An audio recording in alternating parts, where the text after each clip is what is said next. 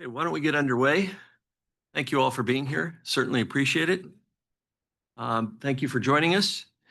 Thank you very much to our gracious hosts here at George Washington University, to Dr. Scott Pace and the entire GWU team. We are deeply indebted to you for making this fine facility available and for your kind assistance with this event. Thank you so much. Appreciate it. My name is Chris Williams. I am honored to serve as the chair of the Moorman Center for Space Studies within the National Security Space Association. The center is named in honor of General Tom Moorman, who is a true giant in the history of U.S. national security space program. He served in numerous key positions in the U.S. Air Force and the National Reconnaissance Office. General Moorman was a friend and mentor to many, myself included, and it's a great honor to have the opportunity to carry forward his important legacy. Today, the Moorman Center is proud to release a timely and insightful book entitled Contested Space: Ensuring Effective U.S. National Security Space Capabilities in an Increasingly Contested Environment. The book was co-edited by the Vice Chair of the Moorman Center, Jim Frelk, and myself. The individual chapters were authored or co-authored by a who's who of distinguished national security practitioners. Dr. Scott Pace, who served as the Executive Secretary of the National Space Council in the first Trump administration and in senior positions at NASA, and who runs the Space Policy Institute here at GWU. Also, Mr. John Paul Parker, who is in the hallway, I think, at the moment. He's like one of those bad kids at school. You can't keep him corralled. JP served as the first intelligence community space executive. JP, come on up. He's trying to escape. JP served as the first intelligence community space executive in the Office of the Director of National Intelligence in the Trump 45 administration, and he served as national security advisor to Vice President Pence. Mark Berkowitz, who was recently nominated by President Trump to serve as Assistant Secretary of Defense for Space Policy in the Department of Defense, and Jim Frelk, who previously served as Deputy Associate Administrator at NASA, the Director of the Office of Space Commerce, the Executive Director of the George C. Marshall Institute think tank, and worked on Capitol Hill. And I had the honor and privilege of serving in various positions in DoD and on various congressional committees.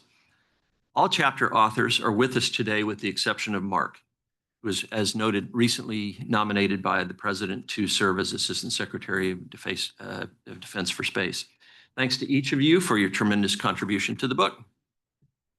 We owe a tremendous debt of gratitude to two former senior national security leaders who carefully reviewed and provided valuable comments on the draft. The Honorable Jeffrey Harris, who's here with us today. He served as Assistant Secretary of the Air Force for Space and Director of the National Reconnaissance Office. And also Lieutenant General Kevin McLaughlin, U.S. Air Force retired, whose distinguished career included key positions in the U.S. Air Force, National Reconnaissance Office, U.S. Strategic Command, and U.S. Cyber Command. Jeff, thanks for joining us today and for the time you devoted to refining and improving the book. It's a much better product as a result of your insightful comments and those of Kevin McLaughlin as well. Jeff will have more to say about the book in just a few minutes. Likewise, we are extremely grateful for the valuable feedback we received from over a dozen highly respected former national security space leaders as part of an offsite we held here at GWU. Once again, thanks, Scott, to discuss and refine the initial findings and recommendations. Now, I would be remiss if I failed to thank former NRO Director Scott Large for his insights and remarks that are included on the back cover of the book sleeve. Also, a huge thanks to Kristen Cody, who served as copy editor. And last but certainly not least, we deeply appreciate the fine support that was provided by Kayla Miller, Alyssa Ellman, Jeff Lay, Jeremy Robinson, and Aubrey Duggan at NSSA. Thank you very much to the team. Now let me turn to the substance of the book. We'll be glad to take some questions following the summary. Some of you might ask why the book is titled Contested Space and why release the book now? The answer is quite simple. Each and every day, America's adversaries are attempting to undermine U.S. advantages and probe for weaknesses in our space systems and posture. China and Russia in particular are shadowing and threatening a variety of U.S. satellites that are needed for intelligence, surveillance, and reconnaissance, communication, position navigation and timing, and more. They're developing and fielding a broad range of sophisticated counterspace capabilities, including electronic and cyber warfare, jammers, kinetic and directed energy systems, and then in case of Russia, a nuclear ASAT system. At the same time, they're conducting operations to deny us the ability to fully leverage our space assets for protecting the homeland, defense of vital national interests and those of our friends and allies, and the ability to conduct modern warfare. Every U.S. major contingency plan and war plan relies extensively on U.S. national security space forces. We saw that in the recent highly successful Operation Midnight Hammer, in which U.S. forces conducted against various Iranian weapons of mass destruction targets. And it's likely that the first shot in a Chinese campaign to blockade or invade Taiwan or the Philippines would be to disable or destroy critical U.S. satellites. Space warfare is not some far-off concept. It's here and now. We do not have 20 or 10 or even 5 years to prepare for the coming war in space. We must effectively prepare for war in space today in order to deter aggression tomorrow, next week, and next month. Increasingly, senior Department of Defense leaders are talking publicly about the growing threat posed by adversary space and counter space systems and capabilities and the implications for sustaining deterrence. This heightened emphasis is intended to warn policymakers of the growing dangers we face in space, implore military operators to refine their plans and sharpen their skills, accelerate the fielding of critical space capabilities, and inform the American people and their representatives in Congress as to the urgent need to effectively and comprehensively address this growing threat. The book is filled with insightful analysis and actionable recommendations written by seasoned policymakers and practitioners on how to prepare for the intensifying contest for space supremacy. The recommendations span the gamut from changes in policy, proposals for greater collaboration between the Department of Defense and the intelligence community, actionable ideas for better leveraging commercial and allied space capabilities, assessments of whether or how arms control can solve the problem of the growing vulnerability of U.S. space systems, promulgation of updated rules of engagement for this new highly contested space environment, near-term actions needed to strengthen U.S. preparedness in order to prevail in a conflict with the People's Republic of China, and more. Our plan this morning is as follows. The authors will provide a short summary of their respective chapters, then we'll do our best to answer any questions you may have. Following the Q&A, we'll have an informal lunch, and all are welcome to stay and join us for lunch. Thanks again to all who have joined us today, both in the room and our online audience as well. Thank you so much. And a heartfelt thank you to my fellow chapter authors and distinguished reviewers. You did a fabulous job, and I'm honored to have had the opportunity to work alongside you on this timely and important project. With that, I'll start with a brief summary of the book's opening chapter, which was drafted by Mark Berkowitz and is entitled Key U.S. National Security Space Policy and Strategy Issues. Frankly, no one knows U.S. national security space policy better than Mark. He wrote the chapter just a few months before being nominated by President Trump to be the next Assistant Secretary of Space for Defense Policy. This chapter raises key questions and helps frame the topics which are discussed in greater detail in the substantive chapters. It provides the context for the rest of the book while leaving specific recommendations to the follow-on chapters. Mark effectively summarizes U.S. national interests in outer space, the potential stakes of a crisis or conflict in the domain, and raises questions in 4 key topical areas. I think I need to march ahead. Let's see, there's Mark's smiling mug. I'm smiling. That's as good a smile as you'll get out of Mark. First, he noted, regarding the strategic direction for the conduct of U.S. national security space activities, again, these are a number of questions he poses in the chapter. Does the U.S. have the strategic direction needed to sustain leadership in national security space activities, protect and advance U.S. national interests, compete effectively in the ongoing geopolitical and astropolitical competition, and counter the threat to U.S. interests in space? Do force designers and war planners have guidance about what is expected of U.S. Space Forces, in what circumstances, and for how long? Does the U.S. have an integrated strategy with a comprehensive whole of government and whole of nations approach relating ends, ways, means to shape the domain, deter aggression, and prevail in the event of a conflict? What is required to convince adversary decision makers of the credibility of U.S. political will and capabilities necessary to deter hostile actions? How can the U.S. extend deterrence to civil, commercial, and international space assets? And how can policymakers avoid being self-deterred from acting or escalating action to protect U.S. interests in space? Second, regarding the use of armed force to defend U.S. national interest, Mark asks, how do the law of armed conflict and international humanitarian law impact the use of force in space for national and collective self-defense? What is U.S. policy regarding U.S. policy guidance and rules of engagement for space combat operations? Do they properly enable or restrain commanders and warfighters in the conduct of traditional and special activities in space? Has the U.S. determined what space operating behaviors would constitute hostile actions or demonstrations of hostile intentions warranting the use of force for national or collective self-defense? Have national command authorities and combatant commanders established red lines, thresholds, and triggers for use of force in outer space? And has the U.S. addressed whether humans must be in the loop or on the loop for space systems command and control, as well as the extent and circumstances in which machines are allowed to exercise different levels of autonomy for defensive or offensive combat operations in space? Third, he asks regarding space diplomacy and arms control, how should bilateral and multilateral diplomacy be conducted to advance U.S. interests in the space domain? And what are some of the key lessons from prior space arms control activities and the prospects for future negotiations? Fourth and finally, he asks regarding Department of Defense and intelligence community space cooperation, what's the proper relationship between the Department of Defense and the intelligence community on national security space roles and missions?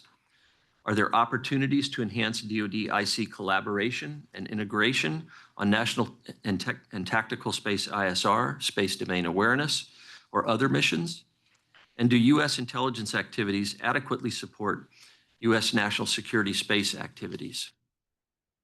Mark did an outstanding job of teeing up these key issues for the ensuing chapter authors. Now let me turn to Dr. Scott Pace, who will discuss his insightful chapter entitled Space Domain Rules of Engagement and International Law. Scott, thanks again for hosting us today, and thank you for your outstanding contribution to the book. The floor is yours. Hey, thank you very much.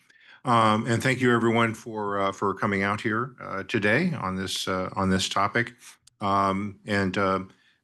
For the timing of the book, I think we can also look to the DoD clearance process for having affected the timing of when this thing came out.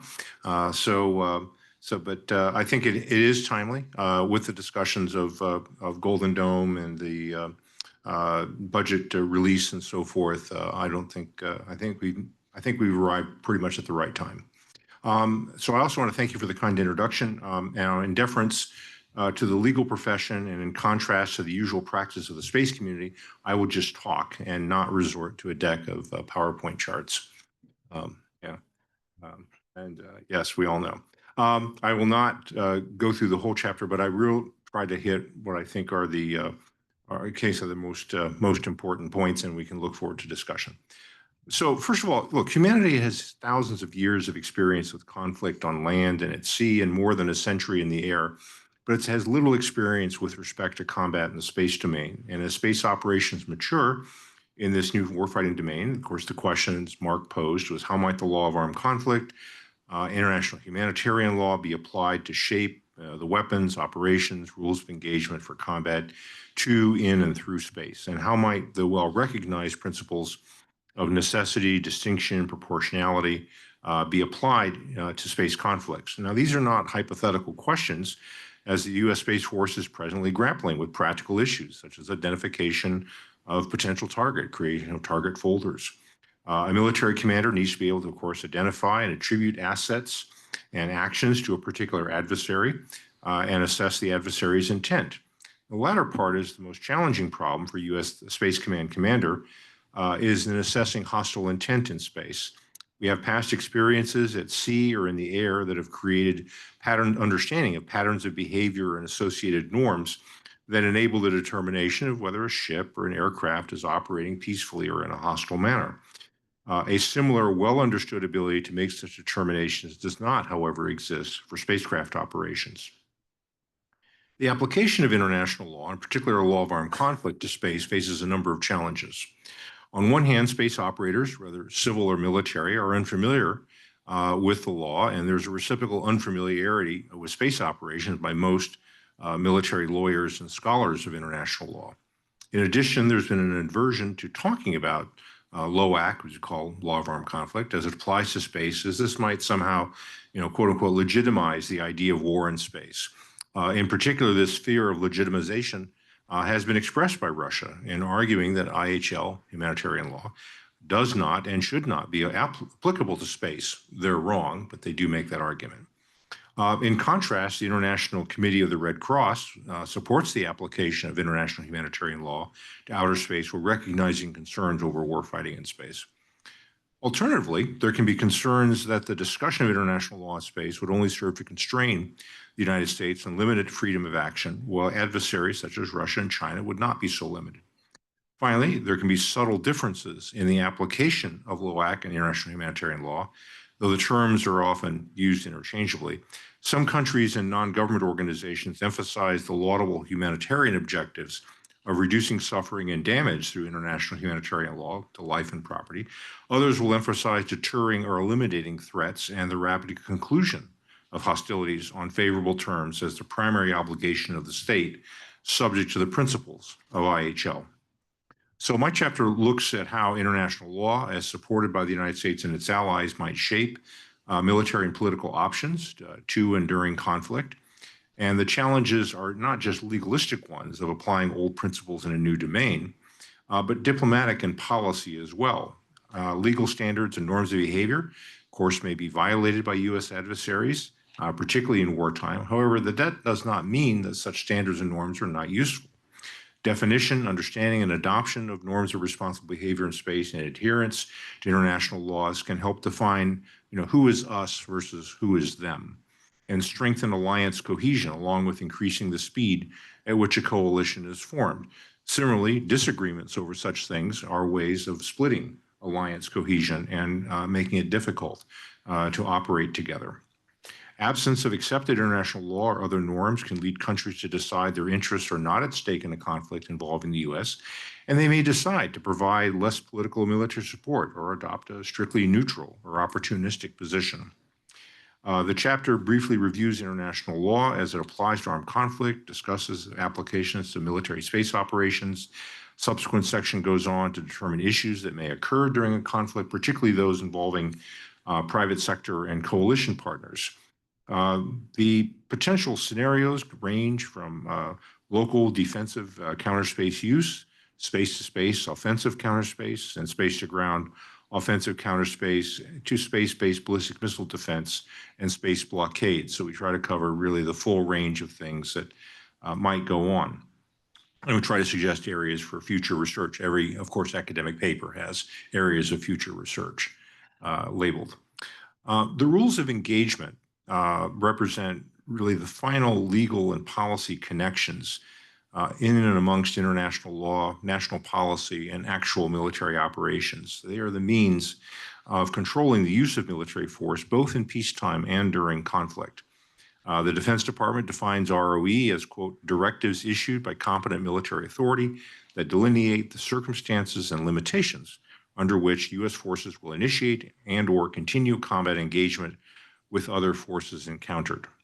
So ROE set constraints on the use of military force, but do not otherwise tell combatant commands how, when, and whether to conduct military missions. ROEs define who can do what and what level of authority is needed to execute specific activities. And depending on policy and tactical considerations, some authorities can be exercised by an individual rifleman. Some may be limited to company grade commanders. Some may require approval of the Secretary of Defense or the President.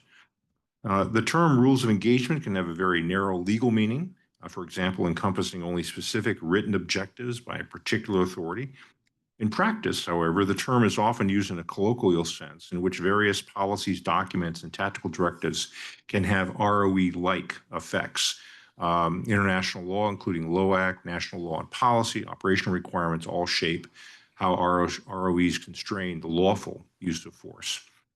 Important distinction is in peacetime, there are what are called standing rules of engagement that apply to military operations outside U.S. territory and to airborne and seaborne homeland defense missions. ROE and SROE never limit the right of self-defense, nor do they allow the violation of LOAC.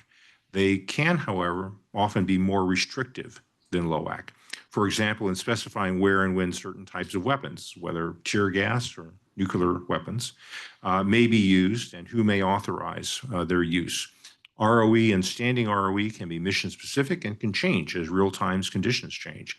For space application, a first order question is what should be the standing ROE, followed by what should be the ROE once there is a transition to armed conflict. Now, this transition from peacetime to war is not always clear. And in contrast, for example, to, it's not always uniformed armies crossing recognized international boundaries.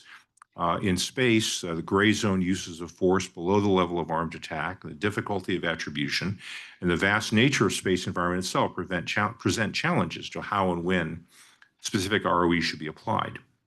In addition, humanitarian law makes a distinction between direct participation in hostilities and being part of war-sustaining activities. The classic case of workers in a munitions factory being non-combatants, even if the factory itself is a legitimate military target. In the case of targetable objects rather than people, this leads to the question of what is a military objective? Are military objectives limited to only those objects which are directly engaged in armed conflict? Or does it include objects and capabilities that are war-sustaining or war-enabling?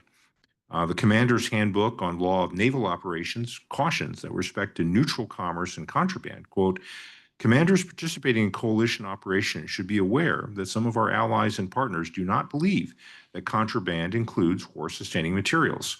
Although war-sustaining commerce is not subject to precise definition, commerce that indirectly but effectively supports and sustains a belligerent's warfighting capability properly falls within the scope of the term.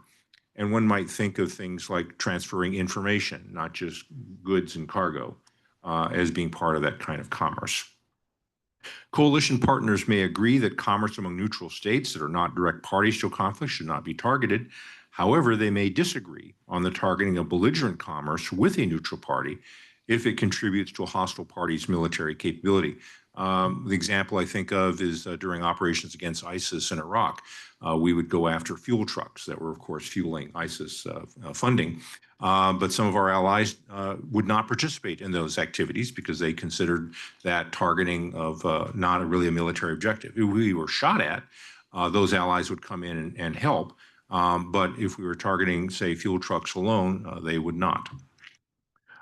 Developing rules of engagement, ROE are drafted by the Joint Staff and Combatant Command. They're reviewed by DoD, Office of General Counsel, and Office of Undersecretary of Defense for Policy, and then approved by the Secretary of Defense unless the President intervenes. The process is largely driven to date by military planners with advice from military lawyers attached to the Combatant Command. So, for example, locations for ROE development would be like the Air Operations Center for Air Operations or the National Space Defense Center for space operations, with the latter having joint and interagency elements. A classified presidential executive order would specify what level of authority is required for changes to the ROE. Is it at the combatant commander level, SecDef level, or the president? And changes to the ROE can occur for a variety of reasons, such as the type of weapon employed, targets, likely effects, or timing. At senior policy levels, there may be strategic concerns such as escalation management and cohesion with alliance or coalition partners. Now, prior to an active conflict, Department of Justice and Department of State, legal and political reviewers may confer with the Joint Staff. And discussion to be taken up to the National Security Council Lawyers Group and chaired by the NSC legal advisor. In addition to resolving legal differences, the lawyers group also helps to date ensure that military options being considered by policymakers are lawful and that legal risks are understood by those policymakers.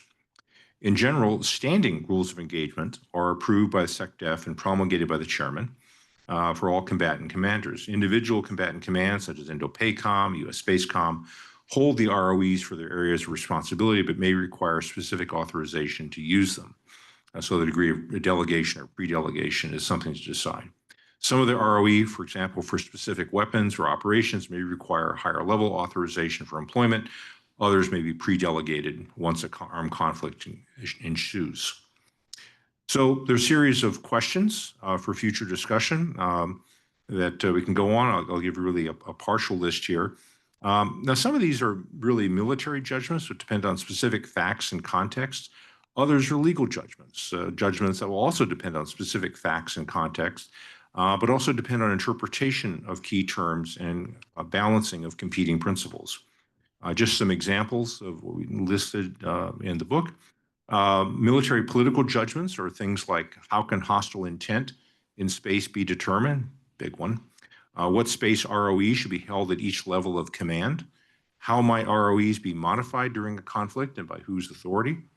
And what should be the process for developing cross-domain ROE, let's say a cyber attack leading to or following a space or a terrestrial attack? And these are the things to sort out. Legal and political judgments are questions like, are there inherently governmental functions in a supply chain? Now, the term inherently governmental is actually one from administrative law, and it's not really a military law one, but many of you have done contracts and have heard things like inherently governmental functions. So I'm kind of using the term here, but it's a bit of an appropriation. Are there functions which can only be performed by uniformed military personnel? And under what conditions might private space systems gain or lose their own protected status? How should acts by private operators be judged as being compliant or not with international law? And how should space assets important to critical infrastructure be treated in proportionality calculations? To comment here, some people hear the word proportionality and they think, well, if they drop a bomb of this size, we can drop a bomb of that size. That's not really what proportionality means. What proportionality means is what kinds of collateral effects or unintended effects occur in the course of accomplishing a military objective. So if you, say, accomplish a legitimate military objective, but you produce disproportional casualties or damage in the course of doing so, that's a bad thing. So it's not a matter of us versus them ranking. It's a matter of what objective did you accomplish and what happened. How should the risk, thinking of proportionality, how should the risk of orbital debris be considered in these calculations? Can private systems be authorized to use force in self-defense? Can they be tasked by a military commander to implement defensive action, offensive actions? Again, what's the role of civilians or machines in the kill chain? And so these don't require just legal research, but really consideration of policy, military doctrine, operational consideration, discussion with allies. And so what might be seemingly obscure, legal questions are actually vehicles for discussion of really important policy and political questions to understand. So if you get an answer, it's likely to be useful. So conclusion, perhaps the most important conclusion, at least I think I came to, one is, might be obvious, is that the UN Charter, Law of Armed Conflict, International Humanitarian Law, International Space Law, all apply to space activities, notwithstanding Russian objections. Outer space presents some unique considerations as a warfighting domain in comparison with land, sea, and air. And armed conflict in space is and will likely remain dominated by machines, as opposed to human-on-human combat. People who like, for all mankind and space marines, no. Not yet. There will be relatively few casualties in space. There's simply not that many combatants in space, at least for the next decade. On the other hand, armed conflict in space will naturally have global effects and impacts due to the reliance of terrestrial forces and economies on space. So again, proportionality calculations as a result of conflict. Space rules of engagement will rely on the same principles of necessity, distinction, proportionality, and humanity found in the law for other domains. And while the environment is new, targeting decisions will be based, I believe, on a familiar process that assesses the military advantage to be gained with considerations for distinction and proportionality.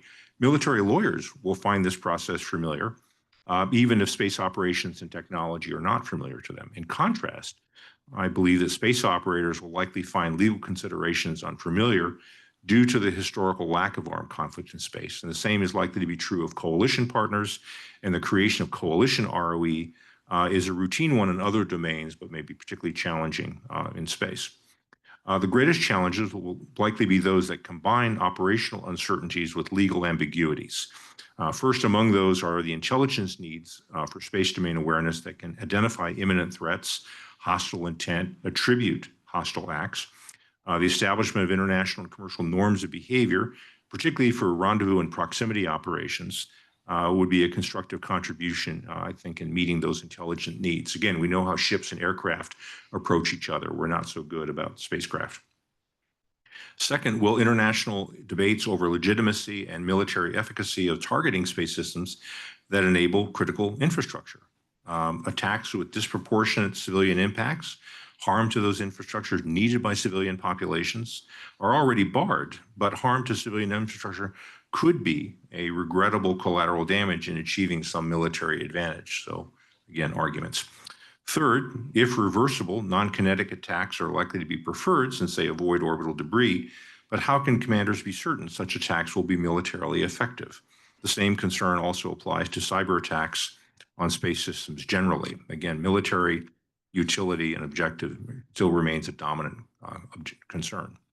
And finally, there are topics which remain, as I say, both a secret and a mystery to even experienced professionals. Space ROE, a foremost issue is how cross-domain effects, such as cyber and space, should be treated. A related cross-functional, if not cross-domain issue, is the implications of space-based weapons for both counterspace and ballistic missile defense. Hypothetically, the same space system, of course, may be able to do both, but with uncertain implications for deterrence, crisis stability, and escalation control, particularly timely with a discussion, for example, of Golden Dome. Existing international laws and principles appear adequate and available for application to armed conflict in space. The development of rules of engagement for space operations will have familiar elements of international law, but with unprecedented and complex military and policy decisions. Legal advice will be determined by facts and circumstances in the space domain, of course, but given the potential range of uncertainties, the overarching likely have lawyers unlikely to be in agreement in any specific case. Predicting lawyers arguing, that's an easy one. The overarching requirement will likely be due process based upon the information available at the time. Was a due process followed in the course of reaching a legal decision, a judgment? In moving ahead, the United States should not let fear of the unknown create a paralysis that in turn would encourage adversaries to take any aggressive risks of their own and create the conflict we are really trying to avoid. Is that it? Thank you. Thank you very much, Scott. Fantastic job on a really important topic that doesn't get as much public discussion as it certainly warrants. So thank you for that.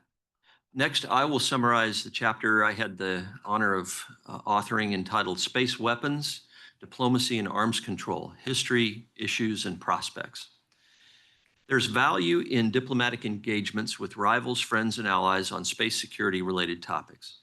Diplomacy can help to convey U.S. policy positions, underscore U.S. interests and stakes involved in international issues, deliver messages to help deter adversaries as well as reassure allies and partners, and help manage and possibly de-escalate crises.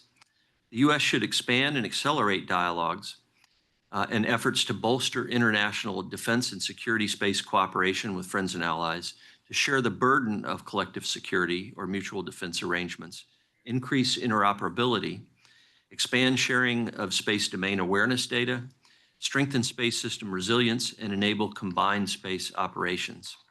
As Scott noted, establishing international norms of responsible behavior in space, as well as certain transparency and confidence building measures, or TCBMs, can be beneficial. Such norms and TCBMs could create incentives for nations to adopt and adhere to safe and orderly spaceflight practices, operating practices, reduce the risks of mishaps, misunderstandings, and miscalculations, and contribute to the sustainability of the space environment. In addition, if properly conceived, such norms and TCBMs could help to identify and call out unsafe, disorderly, or threatening behaviors, help to determine and attribute hostile intentions or hostile acts in space, strengthen the justification for self-defense actions in response, and manage or sustain alliance cohesion. It must be recognized, however, that while norms and TCBMs may help to create a more predictable and orderly operating environment in peacetime, history demonstrates that they likely will have little or no utility for protection or defense in certain crises or conflict.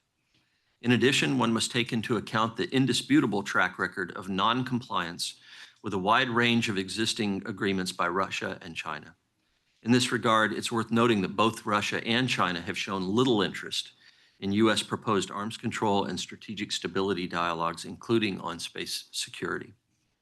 Space arms control, hence, will not serve U.S. interests, given the overwhelming evidence of our adversaries' propensity to cheat. Likewise, unilateral gestures that negatively impact the readiness and effectiveness of U.S. national security space systems, whether through testing prohibitions or other actions, cannot be justified in the increasingly hostile international security environment. Similarly, multilateral efforts to limit space operations or ban certain space capabilities and operations are unlikely to effectively limit adversary programs. Witness the failed effort to convince Russia to abandon its highly destabilizing nuclear ASAT system. Any space security-related discussions with adversaries such as Russia and China should focus on more limited objectives, such as confidence-building measures, data exchanges, and reciprocal visit and predictability measures. Unfortunately, the record is clear that both Moscow and Beijing are unwilling to engage seriously on these measures and instead seek to promote unworkable and counterproductive initiatives as part of their synchronized lawfare strategies. America is increasingly reliant on its space systems for deterring aggression and conducting effective military operations in defense of U.S. interests and treaty obligations. Thus, an effective suite of counterspace systems is vital to U.S. and allied security. At this point in history, when the U.S. military may be called upon to conduct high-intensity operations, potentially simultaneously and against multiple well-armed adversaries, America's political leadership must avoid deleterious unilateral, bilateral, or multilateral limitations on U.S. national security space systems.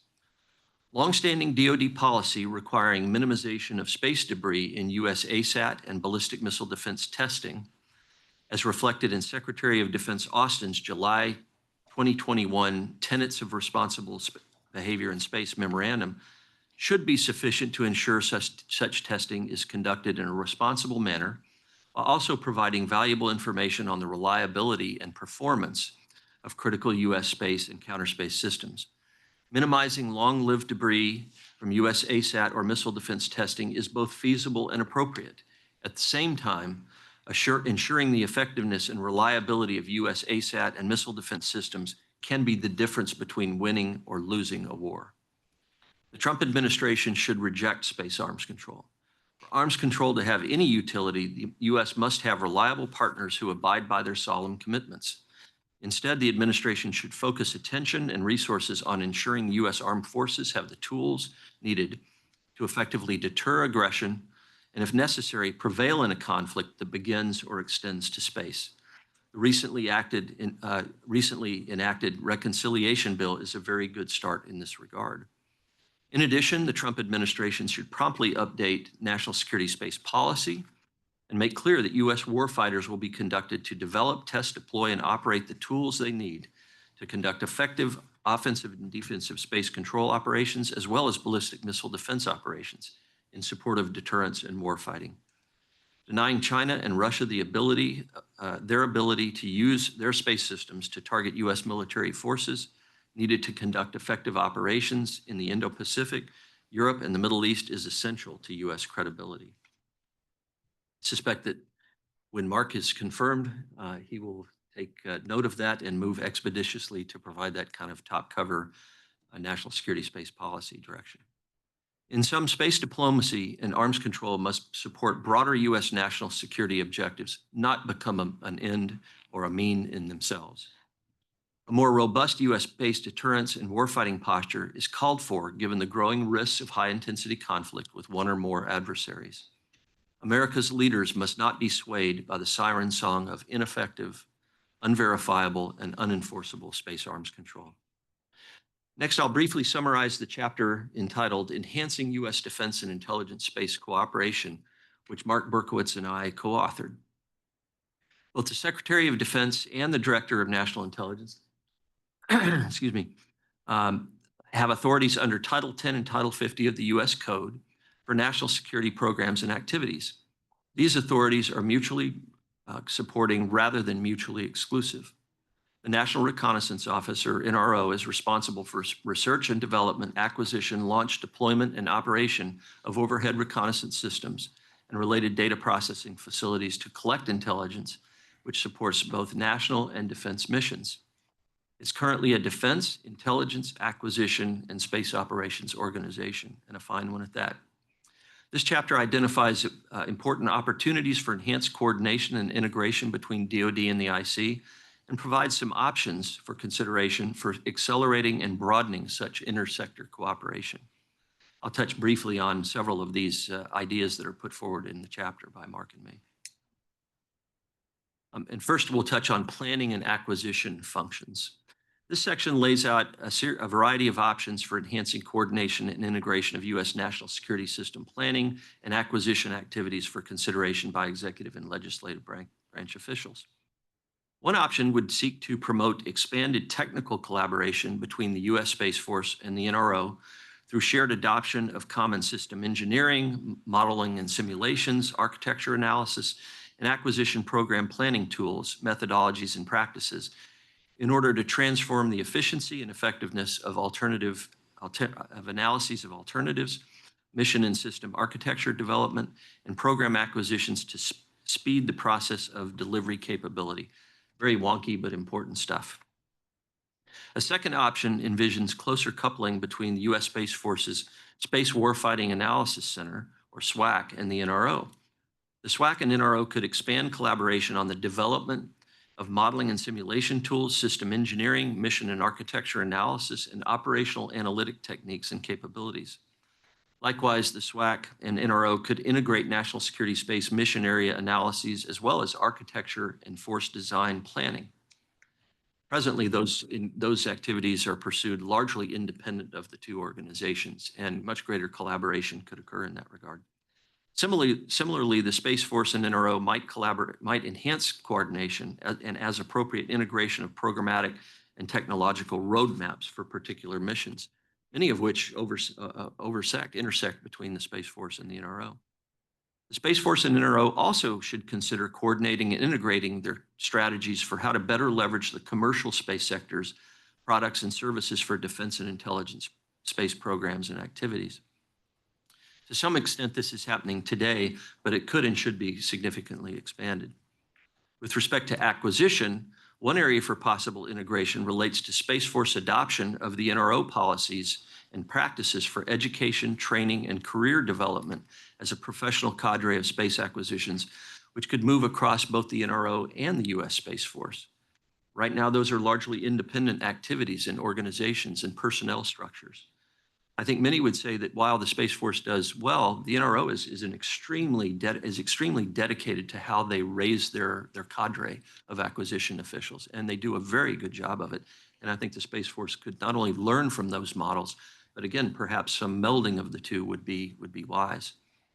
Also, the Department of the Air Force and U.S. Space Force should consider exploring adoption of certain NRO space acquisition policies and processes, as I mentioned. The NRO operates under very unique authorities, as Jeff knows. He lived under those and exploited those extensive authorities. And to some extent, one of the reasons the NRO is so effective is because of those very unique authorities that are derived.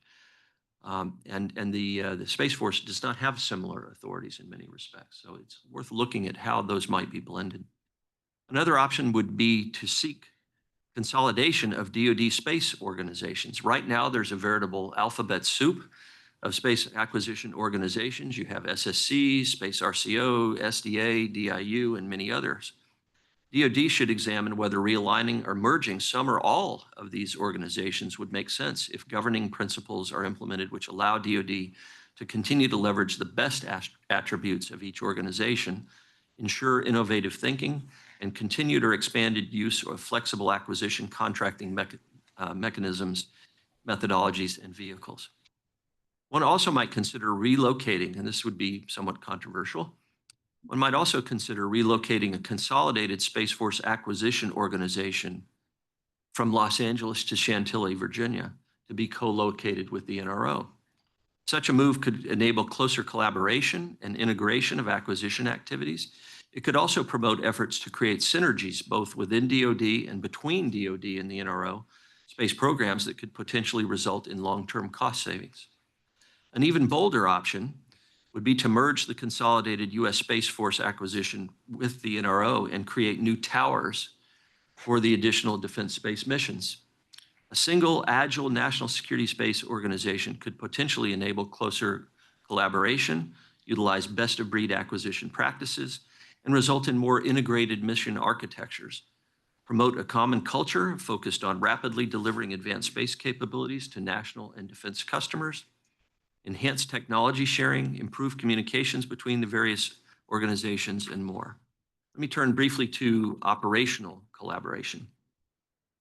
In wartime, the NRO will take direction from the commander of U.S. Space Command for operations involving protection and defense of spacecraft.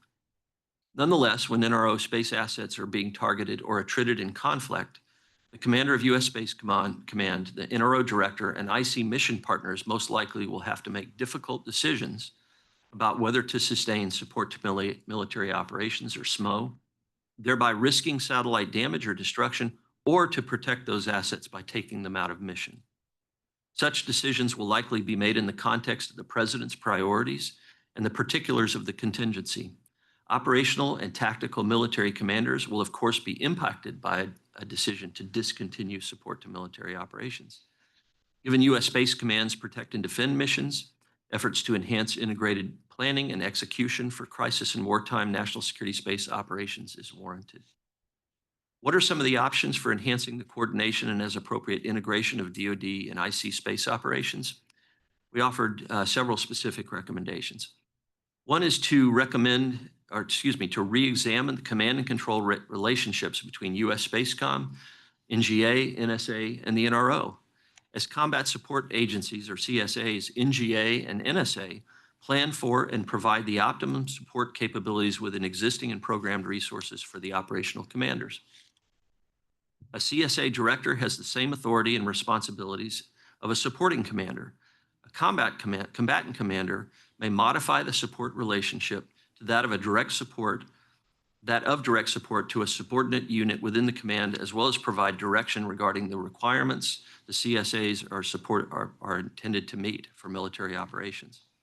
The commander of U.S. Space Command thus would exercise control over the performance of duty by IC elements, which are CSAs supporting combat operations. Essentially, this option would significantly enhance the role and authority of U.S. Spacecom commander in times of conflict. In this regard, the JCS chairman should evaluate and address the combatant commander's requirements for support to military operations to ensure combat support agencies are providing the quality of support, including information latency, accuracy, and integrity, and more for sensor-to-shooter support to the tactical warfighter. Similarly, the Deputy Secretary of Defense and the Vice Chairman of the Joint Chiefs of Staff should evaluate the armed services requirements and associated planning, programming, budgeting, and execution of processing, exploitation, and dissemination capabilities, or PED capabilities, to meet the needs of U.S. combatant commands and, as necessary, rectify any shortfalls. This is especially the case as we are merging into a period where the likelihood of a high-intensity conflict in space is more likely. Too often, the IC is improperly maligned for failing to get intelligence to the edge when responsibility for ensuring it reaches the last technical mile rests with the military departments. Another option to consider is dual-hatting a general or flag officer to positions at both U.S. Spacecom and the NRO. This approach would more closely couple the chains of command at both organizations and enable enhanced operational coordination and integration. It could also increase operational flexibility in the use of Title 10 and Title 50 authorities in a crisis or conflict. In addition to a principal deputy, the director of the NRO, as many in this room know, currently has a 2-star military deputy who helps to manage NRO's strategic and tactical operations. The deputy director of the NRO is also the Space Force Element Commander, responsible for leading U.S. Space Force personnel assigned to the NRO, managing associated service resources, and serving as the senior advisor to the director of the NRO on all military matters. The military deputy director could simultaneously serve as the director of space reconnaissance at U.S. Space Command, reporting either directly to the commander or through the director of operations at U.S. Space Command. Finally, a separate approach could involve dual hatting the NRO's Director of Mission Operations Directorate to a position at the Combined Joint Task Force Space Operations. Also, the director of the NRO's Intelligence Office could be dual hatted in a position reporting to U.S. Space Command's Director of Intelligence. None of the postulated dual hatting approaches are mutually exclusive, and they could be implemented together. So in essence, we're suggesting that now is the time, if ever there was a time, now is the time to carefully look at how the NRO and U.S. Space Command could be more closely aligned for the purpose of enhancing timely and effective military planning and military operations. Now I'm pleased to welcome John Paul Parker to discuss his section of the chapter entitled U.S. Government Efforts to Leverage Commercial and International Space Capabilities. JP was appointed the first intelligence community space executive in the Office of the Director of National Intelligence. Prior to that, he was a key advisor to Vice President Mike Pence and a professional staff member on the House Armed Services Committee, which I think is where we first got to know each other, among other important positions. Specifically, JP will discuss the topic of addressing the commercial government trust deficit. JP, thanks again for your participation in this project, and the floor is yours. Thank you, Chris. I'm going to go to the podium because academic researchers have found you are more authoritative if you're standing up while speaking. JP. Okay. I don't want to get bored while you're. Can you all hear me? Yes. Okay. I'm JP Parker. I want to thank you all for taking the time to come out today. This thing doesn't move very well, but hopefully my voice carries okay, right? I want to thank Chris and Jim at the Mormon Institute for asking me to participate in this project. It was kind of an honor to do it. I'm not an academic, I'm a practitioner. I'll talk a little bit about why this presentation will be a little different as a result. I want to thank NSSA and Steve Jakes in the back of the room there for sponsoring, and Scott for hosting here at the George Washington University. It's a big deal, and I appreciate you all taking the time. I mentioned I'm a practitioner. Scott disparaged PowerPoint. Well, I was trained in PowerPoint throughout my various times in career, and I've learned that it's a great way to convey pictures to you, cool things that I can't talk about, and therefore I don't have to read as much as my academic friends. So that's what I'm going to do. I'm going to use PowerPoint. This presentation is a story that started with me as a young man, and I'll talk a little bit about what I learned in the trajectory of my career that informed this particular topic, which is why is the government so slow and incapable of adopting new things like commercial space capabilities, okay? I put on there Billy Joel, A Matter of Trust, because at the end of the day, what I learned over a 30+ year period is that deep within our acquisition organizations, there is distrust of anything that comes from outside the defense ecosystem. The story is going to be about commercial, so I'll tell you as a frequently asked question, what do I mean by commercial? In the space environment, commercial is really anything that is coming from a firm that has not relied on government funding, sells to other than the government, and makes capabilities available for a wider audience than just the government, all right? So commercial firms have had an explosive run in the commercial space area. But the cheat about this story is that it doesn't just apply to commercial firms. So let's go ahead and go to the next slide. Thank you, Chris. I could have titled this, How to Walk Through the Valley of the Shadow of Death. My story begins, I left the government the first time in the 90s, and I went to a defense contractor. And I ended up working for DARPA. DARPA, for those who may know, is the Defense Advanced Research Project Agency. Their job is to not care about military requirements. Their job is to think about the possibilities of technology and push things out the door that are potentially game-changing. My job, supporting the DARPA program at the time, was to find the programs of record. Programs of record are the Defense Department programs in which a validated requirement will be delivered to our warfighters. Programs of record are what Frank Calvelli, the former head of space acquisition, called the magic programs. So the program of record is the target, and any new technology that DARPA produces is designed to hopefully find a home in a program of record. The idea of a valley of death is well documented in the literature. You've all heard about it, hopefully, and know about it. But the idea of how you get across that valley of death and get something from the outside in a program of record is really at the core of what's going on with our inability to adopt commercial capabilities. So as you think about what I'm about to talk about, think broader than just commercial, because it wouldn't matter whether the origination of the technology comes from the Defense Innovation Unit, Air Force Research Labs, DARPA, academic organizations, or even our international partners. The challenge is about exactly the same.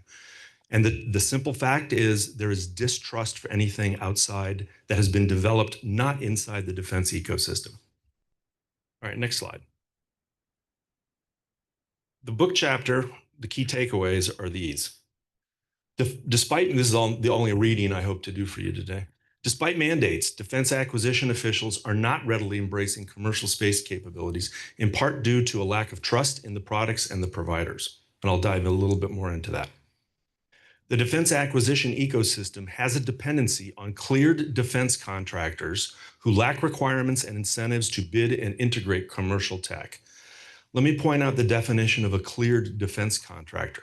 The defense industrial base is huge, as you might imagine. It ranges from parts suppliers, commodity suppliers, people who mow grass on military installations. You can consider the defense industrial base to be all-encompassing. What I'm talking about when I say cleared defense contractor is a specific subset of that industrial base.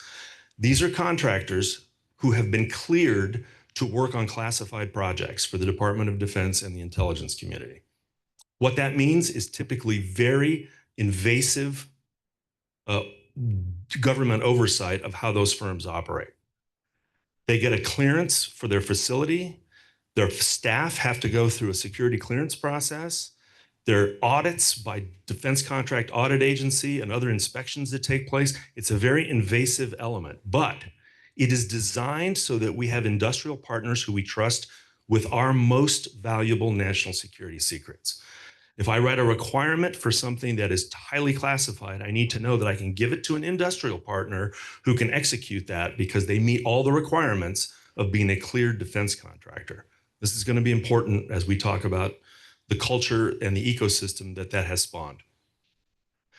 I decided during the course of the research to take a look at how others are doing. And of course, we all believe that China has stolen the march on us.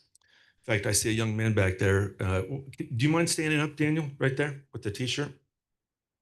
I think that's your name, right there with, yeah, you. Take a look at his shirt.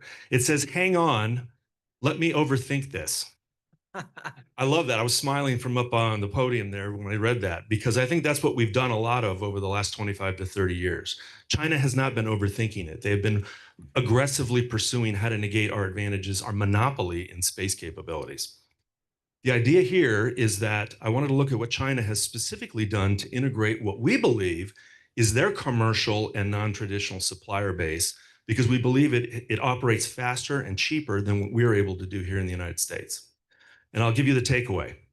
Despite the claims that they are working hard to overcome our advantages, Chinese efforts at civil-military integration between state-owned enterprises and commercial firms are reflecting the same challenges the US is experiencing.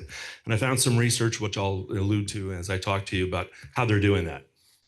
The trick here is that they modeled their system on us. They thought we had it right, and therefore they're encountering the exact same impediments that we are. And then finally, I took a stab at some contracting approaches to try to break through this barrier, this trust deficit. And so in hopes of speeding progress towards a hybrid space architecture, hybrid being the perfect blend of both commercial and bespoke capabilities, and I'll use bespoke as a catch-all for the things that we custom develop, usually under classified auspices, to give us an advantage in space.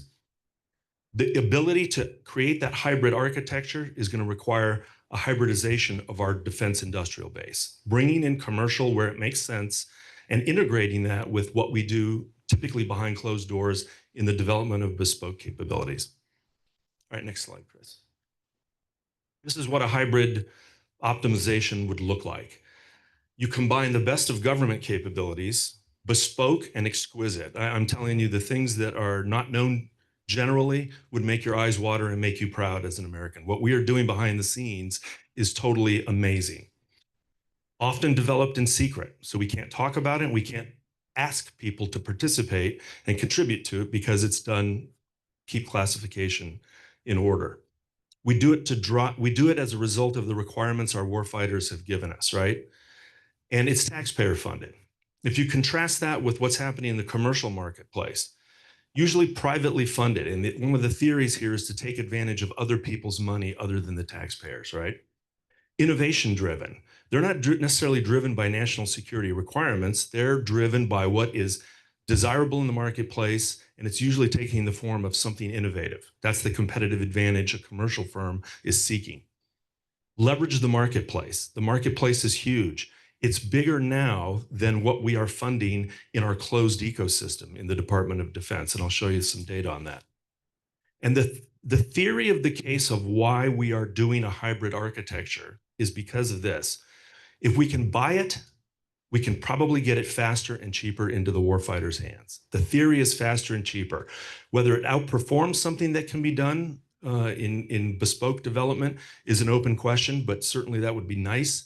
But the theory is basically predicated on speed and lower cost. Let's go to the next slide. Luckily, we've gotten religion, and we're not just overthinking it. The intelligence community and the Department of Defense has agreed to move to a hybrid architecture, largely driven by the idea of resilience and the idea that if we can put up lower cost, commercially derived capabilities, we can get there faster, cheaper. The resilience is a key element of why hybrid matters, but the introduction of lower cost and faster capabilities has been the enabler to get to a hybrid architecture. The simple issue is, why is the speed so necessary? And that is this: we're running out of time. The Chinese have narrowed the gap considerably with our capabilities, and we know if conflict comes, as discussed by Chris and others here today, it's going to happen fast, and it may happen as fast as the next couple of years. So the idea of fielding new capabilities does not allow itself to fall back on the bespoke timelines that we became used to over the past few decades. So the idea of running out of time and needing to speed up the introduction of new capabilities is a key driver. The second one is the cost. The explosion in private commercial space investment now dwarfs what we in the national security community are able to spend on space. The idea, my data show, there's any number of ways you can slice the data, and I've struggled with that. But by any amount of accounting, the private sector investment in space capabilities is at least 6 to 8 times what we are spending in the national security budgets. The idea that that's irrelevant to national security is a joke. Of course, elements of that spending, that investment, those innovations have to be relevant. So how do we exploit that and combine it with our bespoke investments so that we get that hybrid architecture? Next slide. So my story began in the 90s when I was transitioning DARPA technology, but it kind of culminated in my decision to write this last year. I had the privilege and the pleasure of supporting the Defense Science Board Commercial Space Task Force.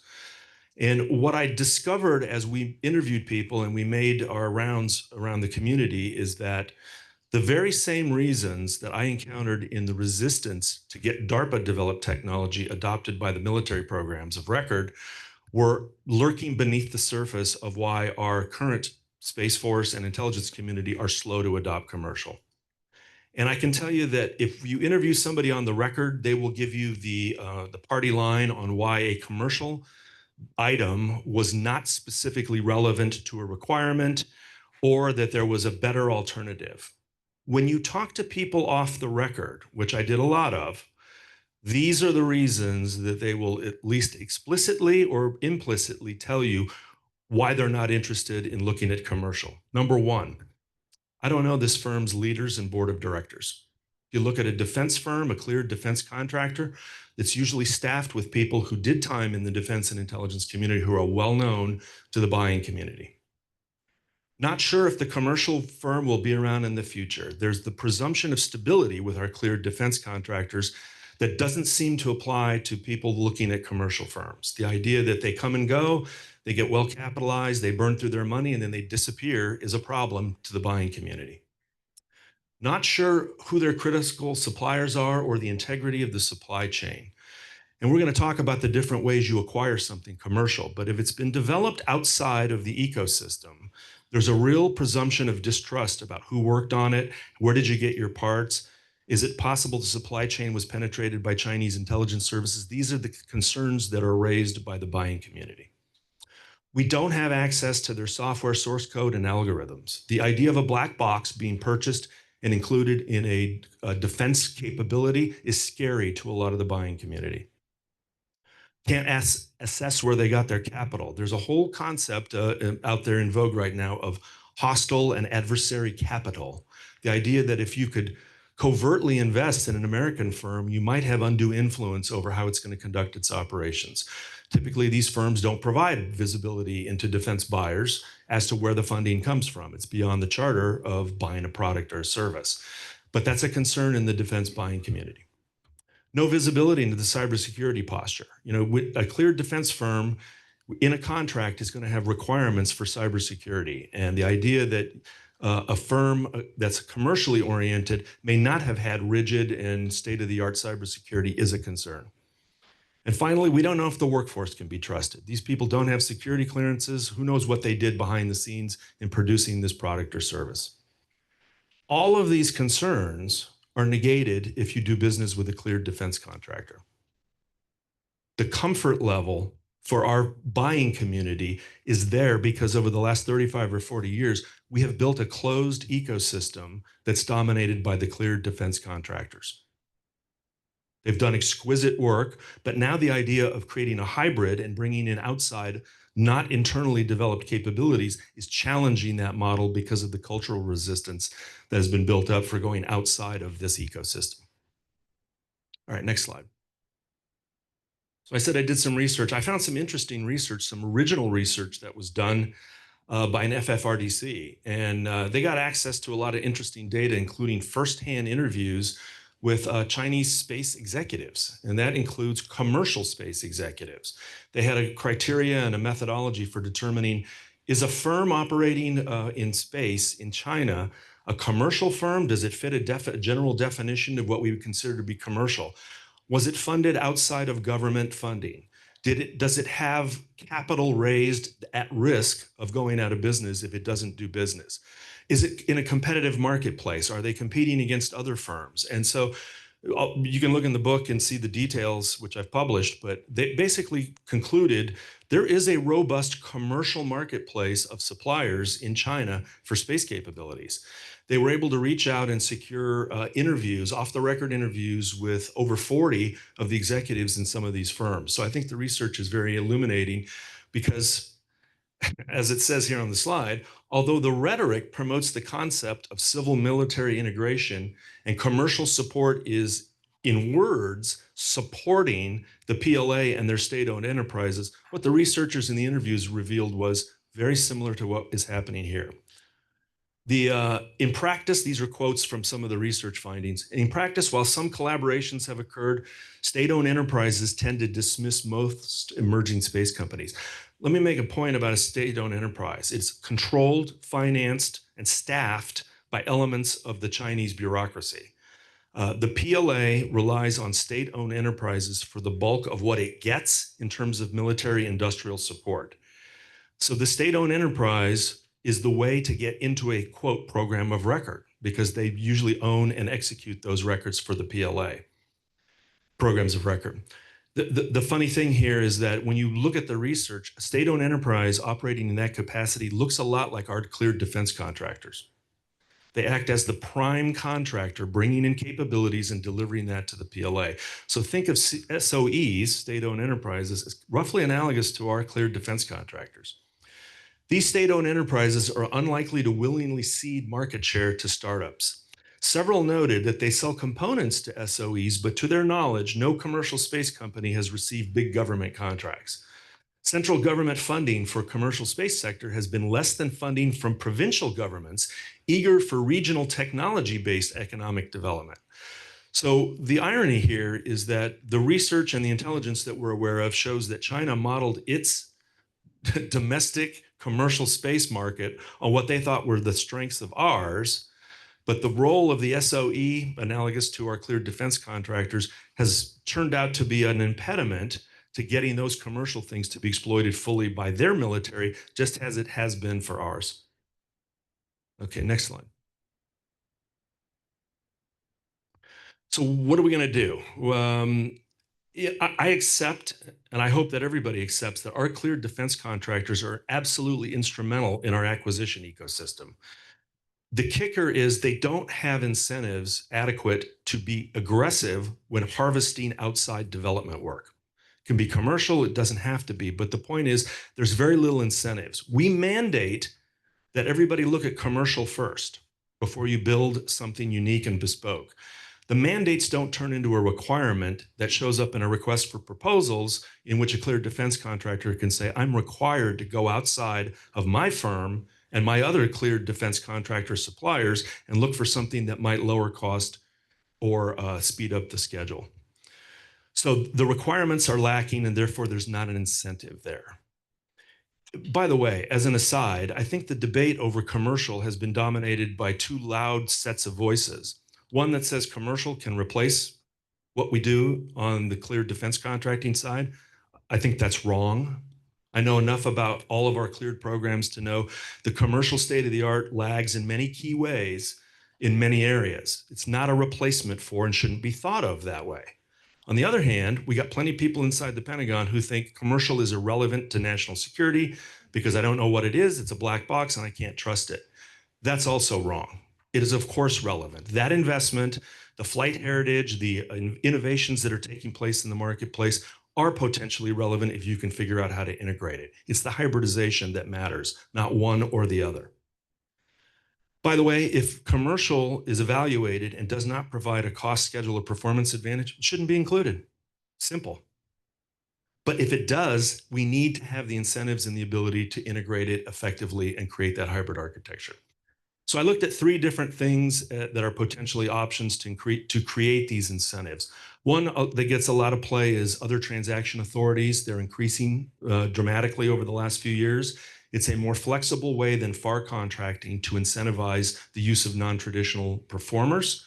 The one that I looked at specifically in an agency, did a deep dive on, an OTA contract can be given to a prime cleared defense contractor, and there is a financial disincentive if you don't bring commercial or non-traditional performers on board the contract in a substantial way.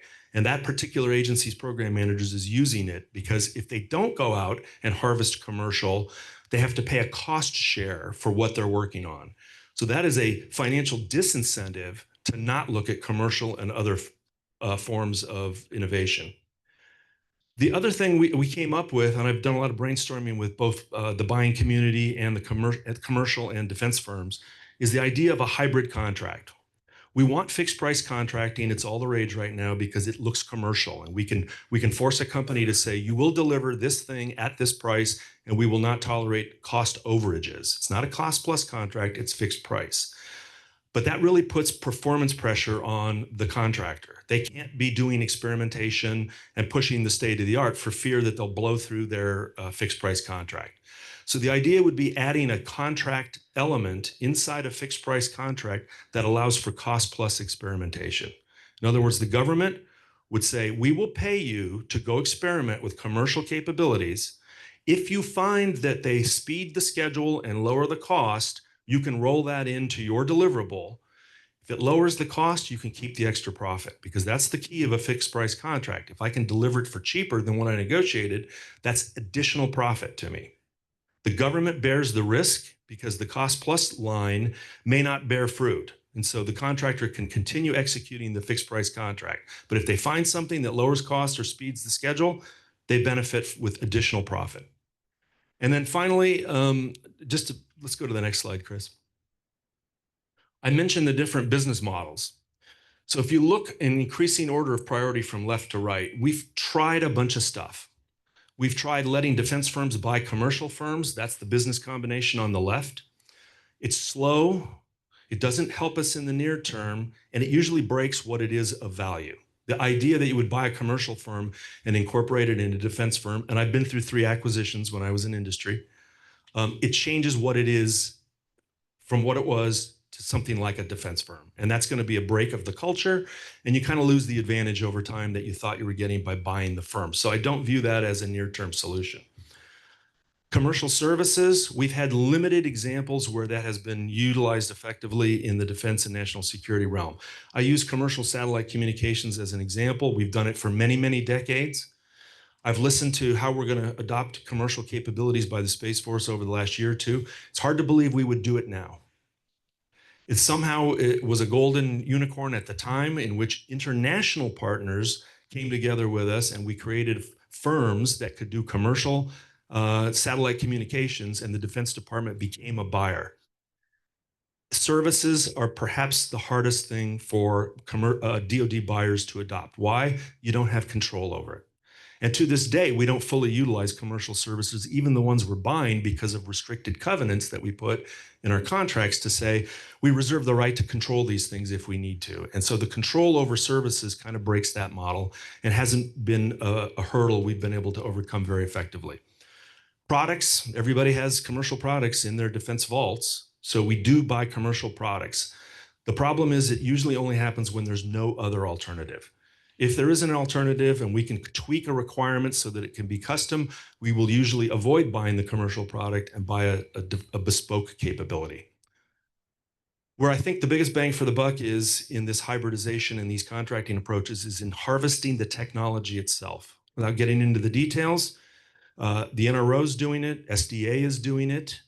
Frank Calvelli has said he will never fund, when he was the head of acquisition in Space Force, the building of a bespoke bus. Why? Because commercial firms have already invested and built and burned down the risk of building commercial spacecraft buses. So why are we designing and building our own? Just take advantage of those. It's working. It's helping to hybridize our architecture. And the technology is not limited to spacecraft buses. We got to be aggressive about looking through the portfolio of commercial capabilities and grabbing what we can to lower cost and speed up the schedule. Let's go ahead and one last note, and then I'll wrap up. It actually turned out to be 23. I went back and reviewed my notes. I had an additional couple of interviews take place. So I sat down with leaders in the Department of Defense, the Space Force, the intelligence community, commercial firms, and defense firms, and congressional committee staffers too, in order to gain their insights. Topic is distrust a problem in the buying community when it comes to commercial, and I gauged their reaction. A majority of everybody I interviewed agreed strongly with the thesis, off the record, of course, that lack of trust is at least a significant factor in the slow adoption of commercial capabilities. A small minority of those I interviewed were uncomfortable describing the issue of trust. And I put a couple quotes in here just to put the cherry on the parfait. I'm uncomfortable saying there's a lack of trust, but I agree there's a perception of increased risk by going with commercial providers. And then another expert stated that it is often a trust issue, but the lack of trust can sometimes be a convenient excuse for ignorance and ineptitude. So, all right, next slide. All right, I'm going to stop there, and I look forward to your questions. Thanks for the time today.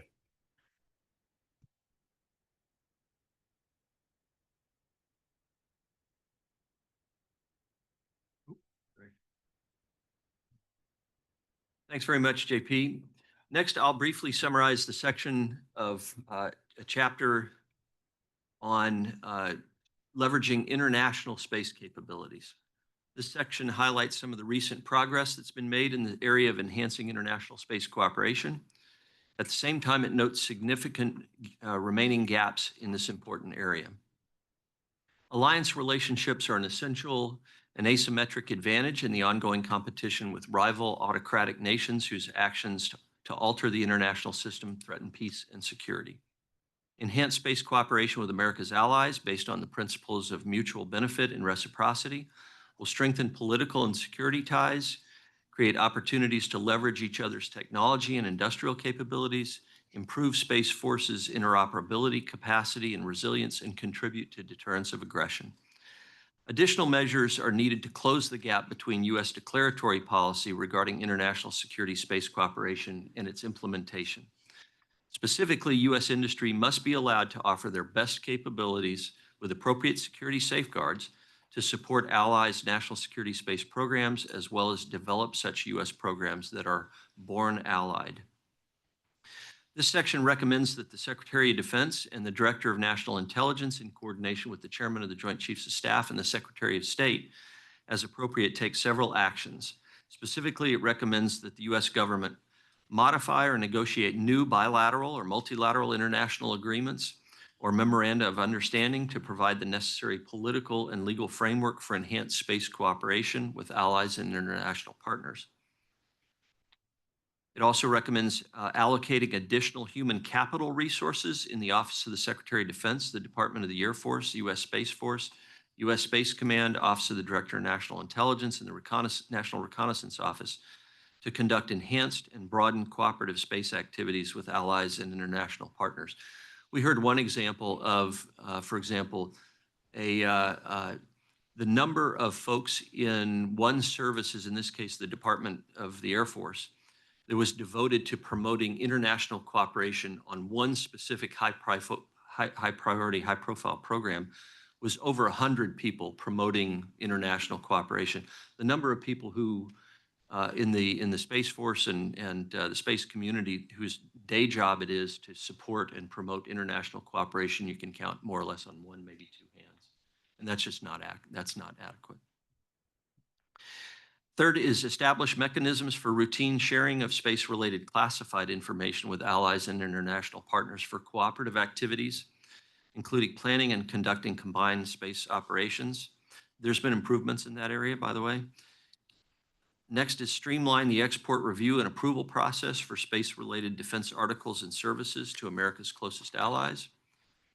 Provide direction for the U.S. government to be a more effective advocate for the U.S. space industry in ongoing and future international space solicitations and competitions. It used to be that even up to and including the president, senior U.S. government officials were advocating for U.S. capabilities to be deployed in our allies' hands, and we don't see as much of that anymore, and that's unfortunate. The subchapter also recommends that the U.S. government determine the appropriate role of allied and partner space forces and capabilities in U.S. national security space policy, strategy, and operations. Further refine the Combined Space Operations Initiative with a target of conducting truly combined space operations no later than January 2027. Expand the number and scope of realistic space and related exercises involving allied and partner officials and organizations. Increase information sharing on foreign space and counter space threats to U.S. allied and partner space systems and associated infrastructure. The threats that we've been describing here to U.S. space systems are not just to U.S. space systems, they're to our systems that are owned and operated by our friends and allies as well. We should also look to expand the presence of allied and partner space officials in key U.S. national security space organizations, including U.S. Space Command, U.S. Space Forces Space Operations Command, and others. Involve U.S. national security space acquisition officials in allied and partner acquisition activities to help promote the rapid development of new space capabilities and promote integration and interoperability of combined U.S. allied and partner space systems and forces. Where appropriate, include allied and partner space capabilities in force design analyses being conducted by the Space Forces Space Warfighting Analysis Center. Address security classification issues to enable more robust engagement with allies and partners on sensitive national security space topics, including capabilities, operations, and threats, with the aim of enhancing deterrence of adversary attacks on U.S. allied and partner space systems. And lastly, working with allies and partners to strengthen the resilience of national security and commercial space systems and associated infrastructure, including by bolstering cybersecurity and other matters. Such actions will better position the U.S. to counter current and emerging space threats, threats to freedom of passage through and operations in space, improve the efficiency of space system acquisition, integrating allied capabilities into national security space architectures, increase allied defense capability, and plan and execute combined space operations in support of collective security and mutual defense. For the final chapter, I'm going to turn to the Vice Chair of the Mormon Center, Jim Frelk, who will summarize the chapter that he and I co-authored, entitled U.S. National Security Space Enterprises Preparedness for Deterring or Prevailing in a Conflict with the People's Republic of China. Jim, the floor is yours. Thanks, Chris, and my fellow authors and all that have worked on this project to make it what it is, the book out. There's a group of folks that I'd like to acknowledge who participated in a workshop as we got to the end of the first drafting of each of these chapters. It provided really invaluable feedback to us, and that was extraordinarily helpful. So it wasn't just research we were doing on our own. We were also consulting with really smart guys along the way in the hope that the product at the end that we have here would be something to be very useful to policymakers, decision makers, and operators, and place some context and urgency here. So obviously, one of the things that Chris and I took a look at was, what the PRC was up to, and their course of actions on Taiwan, what they were doing in growing their space capabilities. I would like to place that on my own words in a context. There's a game afoot. They're clearly allies in China, Russia, Iran, North Korea, and others. We're seeing that strategy roll out. It creates an imperative of why we decided to do this tome and to be helpful, because we are on a bit of a short leash here on trying to deter our adversary. And our principal one is the PRC. I personally view the others as basically acting in coordination with the leadership in China. The PRC's writings describe coercive measures as being conducted first in space as the balloon goes up. We're seeing those coercive measures occurring every day in the newspapers. You can see there are exercises going on with the Australians right now, what the Chinese are doing, the PRC are doing. You see almost daily accounts of things happening to Filipino fishermen or resupplying islands, and the aggressiveness of exercises by the PRC on Taiwan. Any crisis or conflict instigated by China is likely involve PLA attacks against a wide range of U.S. space systems was our assessment. Those would be directed to, for against our systems for intelligence, surveillance, reconnaissance, communication, and disposition, navigation, and timing. It's particularly important because these are force multipliers for our forces in theater, particularly in the Indo-Pacific theater, and dealing with the myriad of threats that they're facing. As noted by the commander of U.S. Space Command, General Whiting, the U.S. military must work to protect the joint force against China's space-enabled military. He stated, quote, China is building a kill web in space that is tailor-built to find, fix, and track targets and help engage vectors for over-the-horizon fires against U.S. allied forces throughout the Indo-Pacific area of responsibility. We can't move our carriers and project our force to protect Taiwan. It's going to be a very, very bad day for the U.S. In a conflict. As Chief of Space Operations General Saltzman asserted that, quote, it has become increasingly apparent over the past decade that the Russians and the PRC are coupling space-based ISR with satellite-aided precision guidance munitions that can receive SATCOM updated targeting. Their satellites, he said, are feeding a robust sensor shooter kill web. This new sensor shooter kill web creates unacceptable risk to our forward deployed force. This is something that most of us are not just used to thinking about. We're at a critical time here. People talk about a couple of years, could be sooner than a couple of years, could be longer than a couple of years, but the pressure is on. China's rapid advances in the development, fielding, and operation of modern space systems provide two mutually enforcing benefits. First, China's space-based systems can support amphibious assault and blockade operations, as well as operations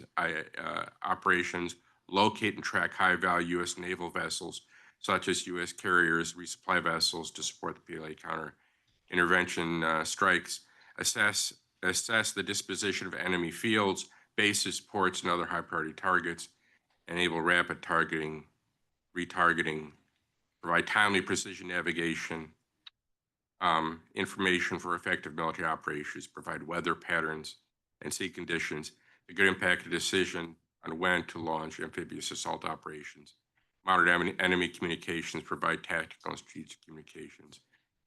and data transport, thus enabling effective command and control of Chinese forces and other critical military functions. They're developing a capability that we have enjoyed the privilege of having to create the force multipliers we've had in deterrence in the past. They are catching up rapidly, and they are integrating and planning and using that effectively in war. And second, China's space and counterspace systems can assess the status and disposition of various satellites that support U.S. military operation and national level decision-making and hold at risk, degrade, or destroy various U.S. allied, partner, and commercial space systems that provide critical support to U.S. joint and combined military operations. Loss of even a modest number of critical U.S. on-orbit systems could severely degrade U.S. military operations. In other words, we're close to a world of hurt here, guys, if we don't start moving.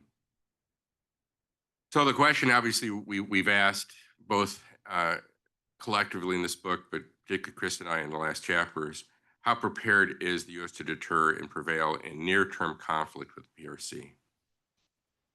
In general terms, America is better prepared than it has been, maybe just a few short years ago. Obviously, things like creating the Space Force have helped.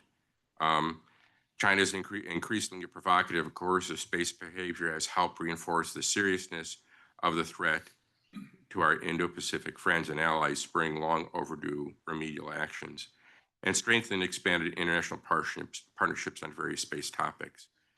And that's going to be really important going forward.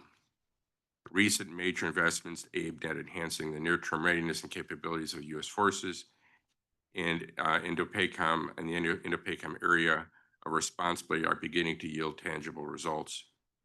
Admiral Paparo is doing a great job, I think, of moving faster. As noted earlier, the reconciliation bill includes significant new investments to address various shortfalls. And I think that was a real concern that we've all had when we're writing this. You'll see in the chapter there were serious concerns about funding, adequate funding for moving forward and countering the threat that we're facing today. Again, I'm going to focus now on some of the things we identified in the chapter as capabilities we thought would be very important to help deter and dissuade China. That's part of the goal here, right? Not just to win a war, but to have a war not start through deterrence. And these include, capabilities for space-based defensive counter-space systems designed to protect critical U.S. allied and commercial space systems in all orbits from enemy ASAT capabilities. Such defensive systems could provide protection for high-value U.S. space assets such as NC-3 related systems, ISR satellites, PNT and communication satellites, and other systems. Another capability, space and ground-based offensive counter-space systems designed to hold at risk high-value Chinese space systems in orbits, including PLA space-based ISR systems that provide targeting information, space-based command and control and communication systems, and more. We need to be able to have that offensive counter-space capability if the balloon goes up to limit their capabilities. Space-based counter-space systems could serve as a complement to and be integrated with other counter-space systems and capabilities, including ground-based counter-space systems, offensive cyber tools, and more. A move to space systems themselves designed to provide dynamic layered missile defense in depth. This includes space-based missile warning, missile tracking sensors, missile defense interceptors to defeat in-flight Chinese ICBMs, theater-class ballistic missiles, hypersonic glide vehicles, which are an increasingly significant problem, right? And fractional orbital bombardment systems. Such space-based missile defense interceptors and sensors could complement ground and sea-based missile defense sensors and interceptors, a key objective of Golden Dome for the American program that we all know about now and beginning to learn more about. Space-based space-to-ground strike systems are also really need the capability for destroying a small number of high-priority, time-critical terrestrial targets. You know, in the past, people have talked about things like rods from God, but the reality is we need to have some space-to-ground strike systems capable of destroying a small number of high priority. Such systems provide a prompt means of attacking high-value adversarial terrestrial targets, such as the Chinese Navy or Coast Guard vessels, for example, troop or material transport ships, and other targets that provide essential contributions to the invasion or are key enablers to blockade a blockade or an invasion. Why is that important? It creates in deterrence. It creates an uncertainty on their part in having that capability. That in a coordinated attack, they will have all the resources they're planning on logistically to accomplish the task. It randomizes their prospects for success. The development and deployment of such capabilities could significantly enhance deterrence by demonstrating a capability to degrade high-value Chinese military systems and undermining Chinese Communist Party's leadership confidence over the ability to achieve time-sensitive military objectives in a crisis. Such systems also could aid in protecting and defending U.S. forward deployed forces and infrastructure, such as operational bases, ports, carrier battle groups, etc. They could significantly also enhance the protection of America's homeland, which today is highly vulnerable to adversarial attack. All these things are why we're moving back into a mode of leveraging what was known as SDI and now Golden Dome. It's becoming critically important given the threat that we're facing. Now I'm going to move on to more specific recommendations that Chris and I have on steps to bolster deterrence of potential expanded Chinese aggression. They're more specific to, I think, organizations in the U.S. national security space, the intelligence community, and also, obviously, international affairs. One, declassification of the fact of certain U.S. space and counterspace capabilities to bolster deterrence and enhance integration of such capabilities into U.S. war plans and operations.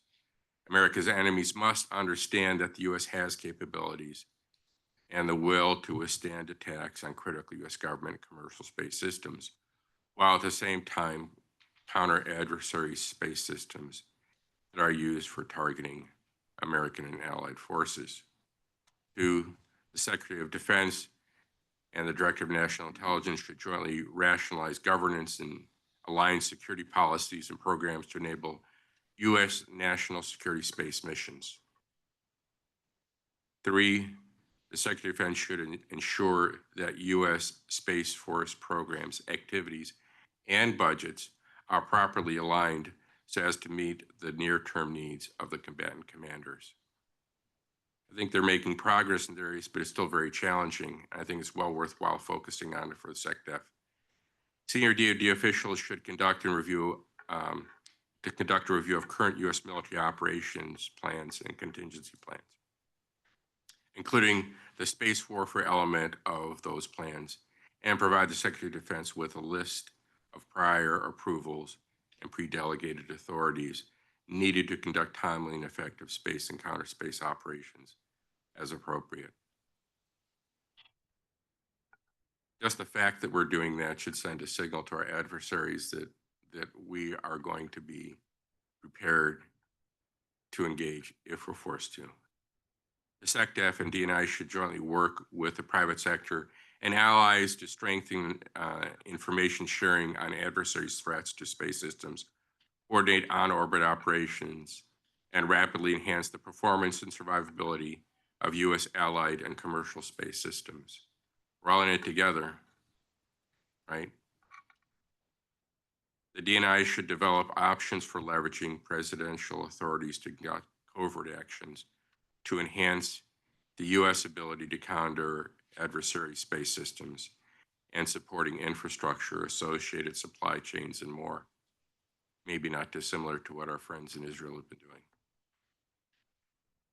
The SecDef and DNI should take immediate steps to harden and shield critical U.S. space systems, networks, and components, including those for command, control, and communications, and intelligence, surveillance, and reconnaissance from ground or space-based counterspace threats, including deployment and detonation of the Russian nuclear ASAT. And the Secretary of State and Secretary of Defense should launch a coordinated campaign to work with friends and our allies to assure support for U.S. diplomatic efforts to bolster international cooperation on space security while rejecting unverifiable and counterproductive space arms control measures proposed by Russia and China. While significant progress has been made in preparing for potential conflict with China, much serious, I think, work and efforts remain. The U.S. must do all in its power to deliver robust and effective space capabilities to the warfighter, given that the men and women in America's military, together with our friends and allies, soon may be called upon to fight tonight. Thanks very much, Jim. Now it's my pleasure to turn the mic over to former Director of the NRO and Assistant Secretary of the Air Force for Space, Jeff Harris, for a few words. Jeff, thanks very much for joining us today and for your insightful comments on earlier drafts of the report. Thank you for being here. Great. As Dorothy said to Toto, we are not in Kansas anymore. The old think, training, doctrine, assumptions, deterrence, and military game plans are inadequate and insufficient for today's global battle space management through and in space. Please don't move too quickly past the word deterrence, as the panel has pointed out this morning. It's as important as ever, but must be seen in a very new reality that must manage nation-state intent with gray zone conflict tactics. The importance of attribution should not be understated. Contested space is a call to awareness and a call to action. The book we've launched today offers timely, unflinching analysis by a who's who of national security space professionals, individuals who have not just studied the challenges, but lived them, shaped policy around them, and in many cases, executed operations. We must really understand that there's a great distance between policy and technology, and the book endeavors to close that distance to get to the conversation that we need to have. The themes of this book, resiliency, deterrence, unity of efforts, speed to capability, should resonate across the defense and intelligence communities in the halls of Congress and the offices of those responsible with ensuring our nation's interests in space. As a technologist and an engineer, I celebrate the excitement and speed of the impact of technology. As a creature of large bureaucracies, I recognize the importance of both process and speed. Unfortunately, a non sequitur for both the acquisition and the human-led operations that are overwhelmed by data and information. In this tech plug-and-play world, we are, as the book text rightly emphasizes, out of time. The analog organization's processes must transform to enterprise performance with a significantly reduced organizational friction. Space is no longer a sanctuary, it's a battle space whose capabilities must drive enhanced deterrence and rapid disruption and obfuscation of enemy war plans. Our adversaries are moving quickly, adapting, deploying, teaming, and establishing new nation-state table stakes. We must do a better job as a country by providing stabilizing leadership and fostering the necessary innovation by rewriting the rules of normalcy with the ability to quickly acquire, test, and transition operations, interoperable systems to mitigate the risk of strategic surprise. Some 30 years ago, I was having with then Vice Chairman of the Joint Chiefs of Staff, Joe Ralston, and he said, have you ever noticed that when it's important to the Pentagon, they suspend all the rules?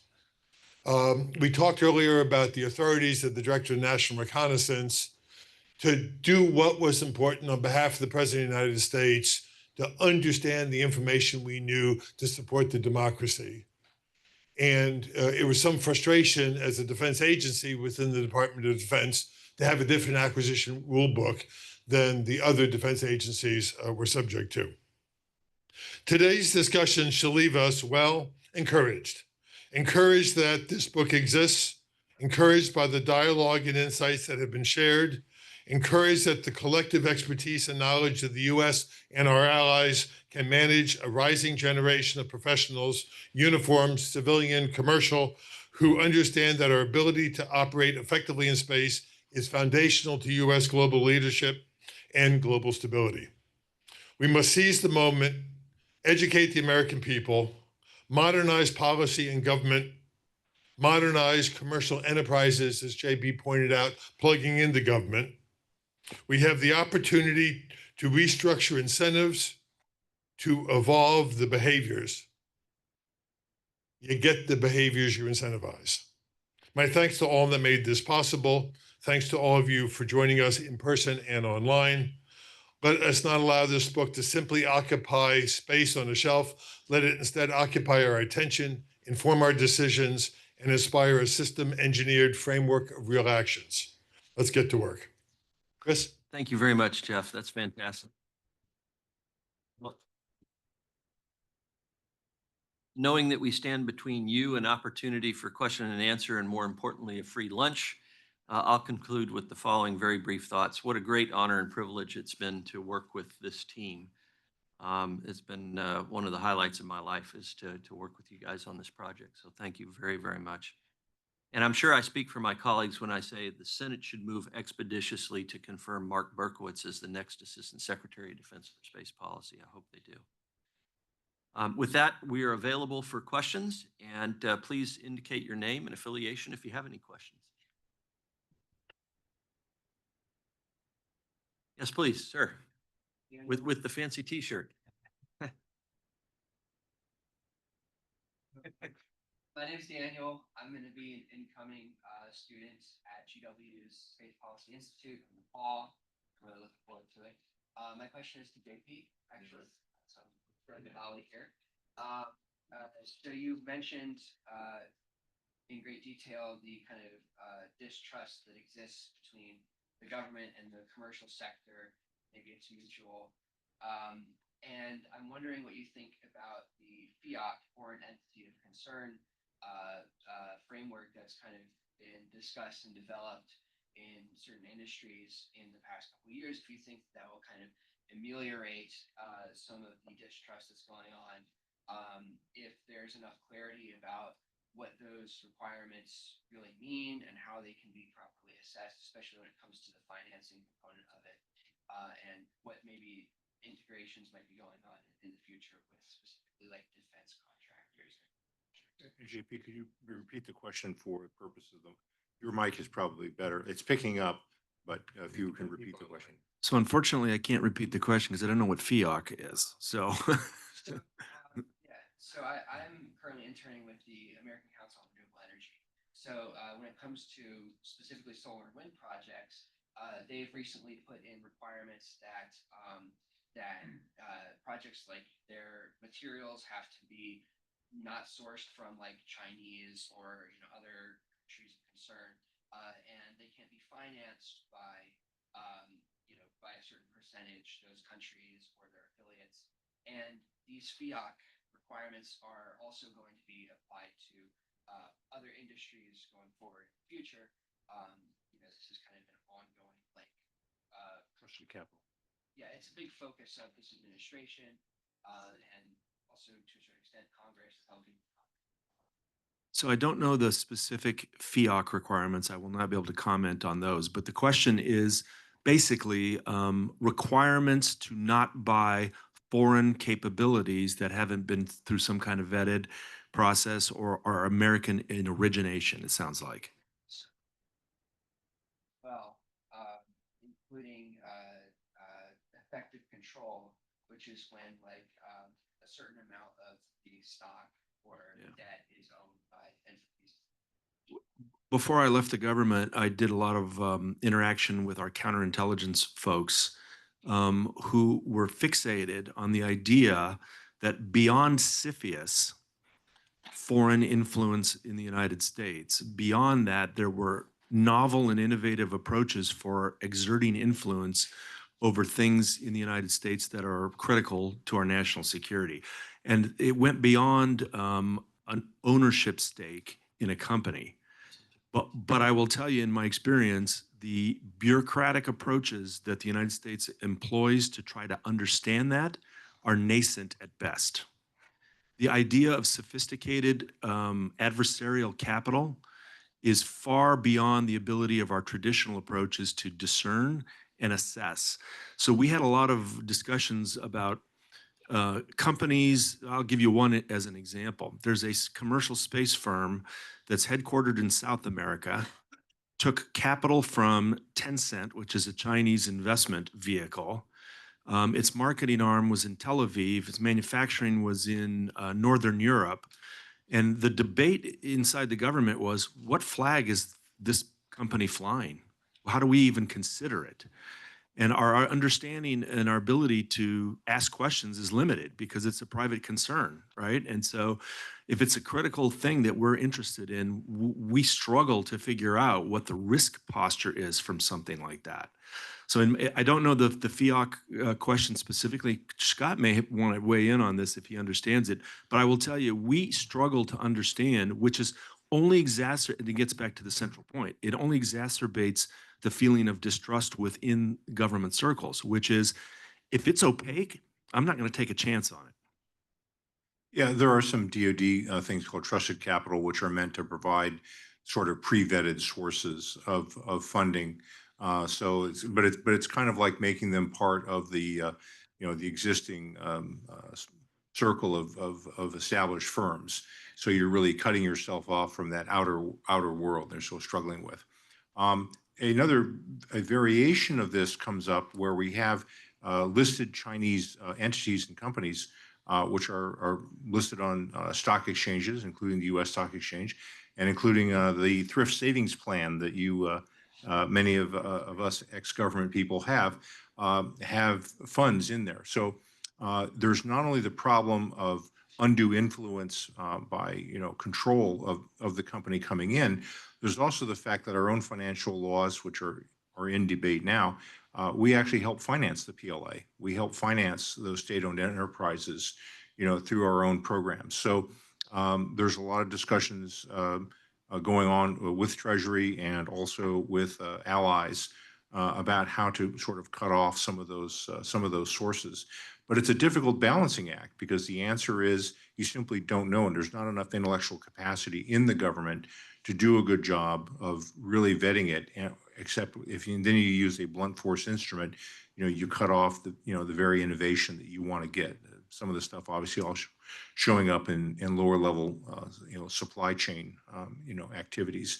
So the question is, what do you do if you don't trust? We have in cyber, we have zero trust networks where we don't assume. We assume we're penetrated. And so how do we then operate and cross-check ourselves in that and when we actually can't trust? But I saw Jeff Harris go for the mic, and he has the talking stick. So Hey, Scott, thanks so much.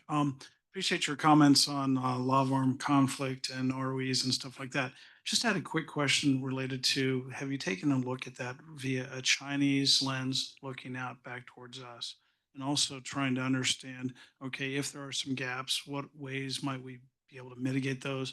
And I'll talk about some debris, from some of their attacks and other things.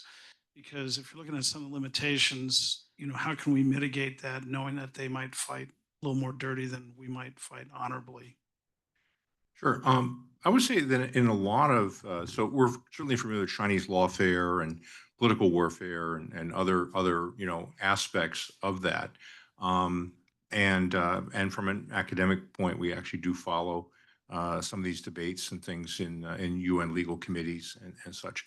But one of the things I think about the law of armed conflict is that it's very closely aligned with actual military utility. If you go in and use excessive force and cause disproportionate damage, you're wasting military capability. It's not just that it's a bad thing in some abstract sense.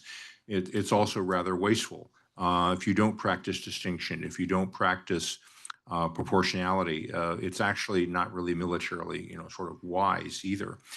The problems that I think come up with the Chinese systems comes in the area of gray zone. Like, when is it actually going to be a threat? And we see China in the South China Sea operating in such a way with, people's militia boats and fishing boats and so forth. Fishing boat with a 50 caliber machine gun on it.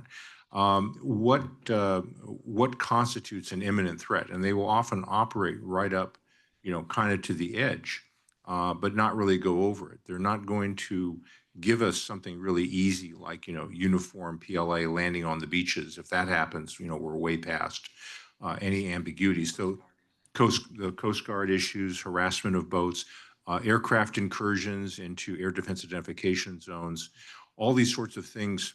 And the trick for the legal community is not say is it legal or not, but to what point do you go about protesting it? We tolerate a lot of things in space now, dazzling, jamming, other activities that we tolerate in other domains that kind of sets a normalization level that some of this stuff is okay, reinforcing shoals in the middle of the South China Sea. So the political question is, it's not a legal one, is when do you go in and start, objecting to these things? And persistent objection under international law is one of the ways you do start establishing sort of precedent. And I think to date, we've learned to just go, oh, well, it's not that big a deal. I want to go to the nice reception next week, so I'm not going to, write a démarche, today, which gets you into a bad position where at some point you might really react, and then it looks like an overreaction because, you sank 5 PLA fishing boats. You never did that before. Why did you suddenly do it now? And so that then produces problems with the other allies. So reestablishing not just norms of behavior and restraint, but moving the line on what it is we're going to tolerate. Again, not really a strictly legal question, but where do we push back against, kind of gray zone, activities, and what do we count as an imminent threat? Developing capability, lawyers might say, can't do that, can do this. And another comment about China, like de-escalation, they might kind of look at some things in the past, say, we've been papers of detonating nuclear weapons in space. And that's going to de-emphasize conflict. Well, sure. Well, the Russians are kind of classic for the issue of escalate to de-escalate kind of thing. The thing about the Chinese, and I'm not a China specialist, but I kind of sometimes sit in the same bar with them, is what bothers me about them is they seem to overestimate the degree of control that they will be able to exercise in a conflict. For people who haven't really gotten involved in a lot of messy conflicts, maybe to their credit, overseas, openly, the leadership seems to really overestimate how precisely they can control these sorts of things, and that makes me sort of quite nervous, because when things go sideways, they go sideways in very, very unpredictable ways. Jeff Harrison's our mic guy. Yeah, Sean Waterman from, I'm a freelance reporter for Air and Space Forces magazine. I'd actually be interested in the views of the former director about the call in the book for a sort of merger of Space Systems Command and the NRO.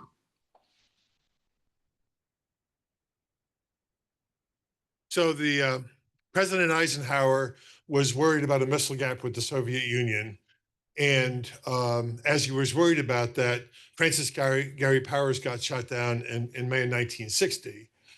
And in August of 1960, the NRO successfully orbited the Corona spacecraft that in its first mission, the first one that returned film, not the first one that they tried, returned film of more Soviet airfields than all the U-2 missions combined. So here was a clear advancement of technology solving a real presidential information need. And what happened was the Army was trying to get their boosters to work while the Air Force was trying to get their boosters to work. And the president finally said, this is actually sort of important. Why don't we organize to get the job done? And so the NRO was formed in 1960 in order to take the best and the brightest.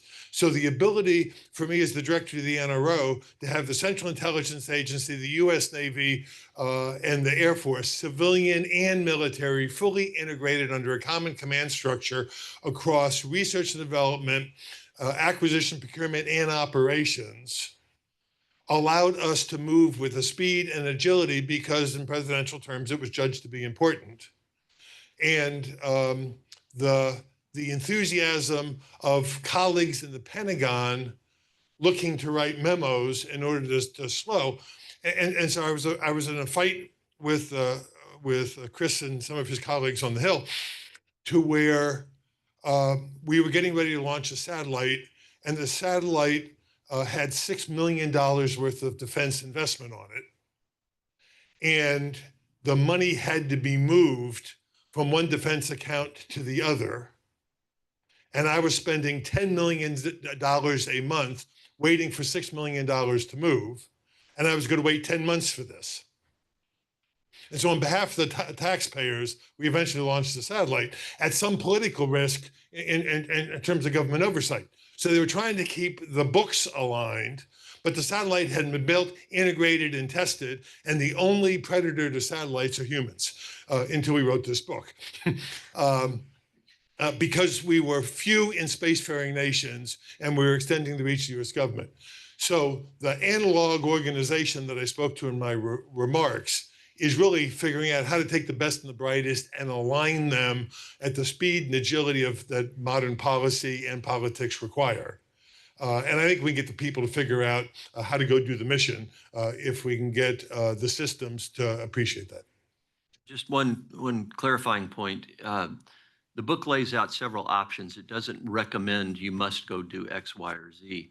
The objective is the broader point is that if ever we're going to reconsider these fundamental issues, now's the time to do it. And with a new president and the global security environment the way it is, we may have an opportunity to make some fundamental changes in the way we're postured. And again, it's not up to me to dictate to the administration the direction they should go, but they need to address these issues early in the administration and decide if this is a good idea or not. There would be risk associated with any of these kinds of options. There's moving people, there's a lot of factors involved. But these kinds of issues really haven't been looked at carefully for decades now. And so now's the time to do it. At least consider it. Yes, ma'am. So, having said that, what are the first three things you would like to see the administration do based on what you have uncovered in writing this book? Well, each of us may have our list of top three. Only three. Well, let's see. You get a half of one. You get. I would say number one, get our policy and strategy act together. What is it we're trying to accomplish, and what are the authorities that are associated with that? Who has what authorities? It could also extend to the issue you raised in your question about acquisition authorities.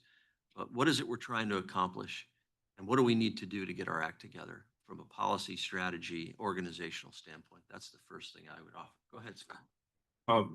Knowing that JP will probably talk about acquisition, if I would pick three things, I would say sort of policy as mentioned.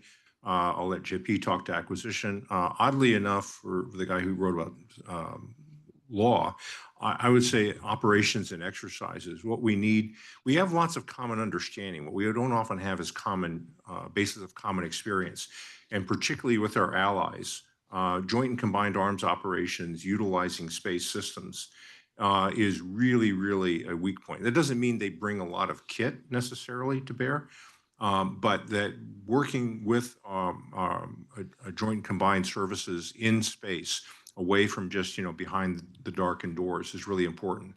So I'd like to see more realistic exercises demonstrating and using space systems, integrating them, and particularly integrating them with our allies. And I have a pet interest in Japan, because it's going to be our key structure in the Far East or if anything goes sideways with China. So actual operational experiences rather than just policy papers, which no one reads. Since you teed it up, Scott, I will say that we submitted this publication for review last year before the election. Didn't know how the election was going to go, didn't know how the current president was going to introduce something called Golden Dome. As I think about it, and as I think it will play out, I believe Golden Dome could be the exemplar we've been looking for in the hybridization of our defense industrial base. There's already a big move to incorporate new entrants who have commercial and non-traditional approaches to building rapidly low-cost things that will be useful in Golden Dome. And it could not only break through the logjam that we talked about here in terms of inherently distrusting those firms, it could also send a very strong message to our adversaries that there is a breakthrough in the way we're going to integrate our innovation base, that they should stop and rethink their plans and approaches as a result. So that's my hope. Let me add on to that, that in the first Trump administration, there have been a lot of discussion about organization, how it, and OMB did a not that well known, but I thought exemplar analysis of what the various options were. Create a separate space force, like a space corps that the Hill had already looked at on the House side. Create a department of the Space Force, separate service. Give acquisition authorities to Space Command, the way we give acquisition authorities to Special Operations Command, or use a civilian organization like Missile Defense Agency to provide capabilities. Essentially, door number 1, 2, 3, and 4. And the president chose basically, the door labeled Space Corps and called it a Space Force. And so, he broke through. This had been thought about for a long time, but he made a choice. I think in the case of Golden Dome, it also is that option where we know what all these various things are, okay, and we know what some of these different choices are. It's a matter of actually making the decision to go through with it. So, in all due respect to my policy colleagues, I would say policy is necessary, but not really sufficient. What matters is now what is the implementation acquisition structure. There have already been arguments by some in the what we call new space community, well, the new defense tech community, for buying defense as a service. Hey, we'll provide, basically Golden Dome-like capabilities or intelligent drone-like capabilities. That's been pretty roundly slapped down. So hybrid has not, and hybrid, I think, has a future. But the traditional path is not there. A fully, contracted out and buy it as a service is not there. So I think as Churchill said, you can trust the Americans to do the right thing after they try every other option. I'll come in last and try to be very, very specific. Whenever you have a new team in place, the normal thing to do is look at your battle plans and your contingencies and how prepared you really are.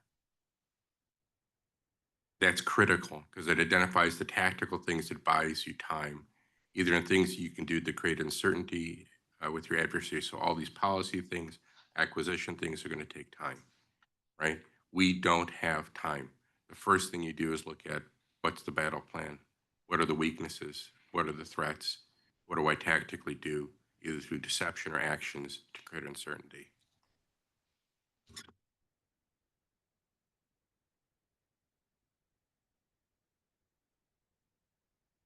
I think maybe we'll take just one more question since we're running a little behind. I'm Jack Lyon with Astroscale US. I wanted to ask anyone at the table, but Mr. Frelk, this might be primary to you. In a recent Senate hearing, General Saltzman testified that if there was an anti-satellite attack on low Earth orbit, it could jeopardize the entire orbit for about a year and ruin our national security posture. I also thought when that question was asked that if LEO becomes entirely inoperable because of a Chinese attack, that jeopardizes the Chinese just as much as it does us.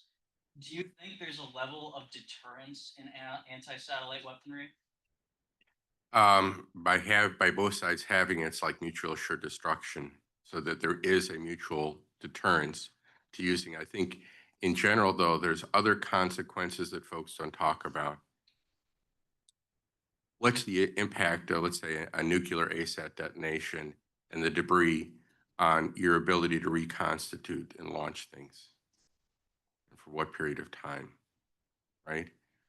And these are good questions to ask, and that's why we talk in the paper about counter space capabilities, or having our own capabilities to provide pressure on the Chinese should they move in that direction, right? Simple fact of the matter is, how many PRC troops are on the ground in their forces in numbers? A lot more than us. Take away the force multiplier, who's it advantage most? You have to ask yourself.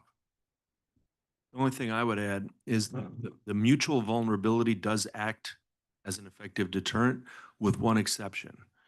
If the regime believes it's threatened existentially, then all bets are off. That's the wild card. I You think, have to worry about the crazy in the room. and maybe is that us? Okay. Could be. The thing to say in looking at the legal aspects of it, it all comes back to what's the military objective. You can look at it and say, okay, I'm going to create a bunch of debris. That's bad. Maybe that's a self-deterrence kind of thing. If you still nonetheless conclude that the military objective is valuable enough that you'll even risk damage to your own satellites because the military objective you want to achieve, you can actually justify, still carrying out such an attack. The structural problem, in the particular case of China, is they are not yet as dependent upon space as we are. But even if they were, they're playing in a different situation. They're playing a home game. We're playing the away game. As an expeditionary force, we are intrinsically always going to be more reliant on projecting power, which requires space capabilities. They're spending lots of time burying fiber optic lines. They have precision timing distribution systems. They have separate communication systems. So they have created a much more resilient infrastructure. So I would argue that they are probably less deterred by such things. Although the threat of space debris to their own systems, yes, is increasing, but it's not nearly the same degree a threat as it is for ourselves. With that, thank you very much for being with us today, both in person and to our online crowd. We again extend a hearty thank you to our GWU colleagues and partners for making this fine facility available and for your gracious assistance in organizing the event. Thank you to the National Security Space Association leadership and staff who've done a fantastic job in helping pull this together and support along the way in this lengthy project. So if you're looking for more information on the work of the Mormon Center, this is not our only activity. We conduct interviews regularly. We produce papers on all kinds of timely topics. You can visit our website, which is nssaspace.org. And for those who are interested in joining us for lunch, please do so. Thank you again. I think that's a wrap. We may want to mention this book will be available. And right, before long, not sure the exact day, but we will have a copy of the book in electronic version available on the website, so you can access it through that mechanism as well. But thank you again. We really appreciate you being here.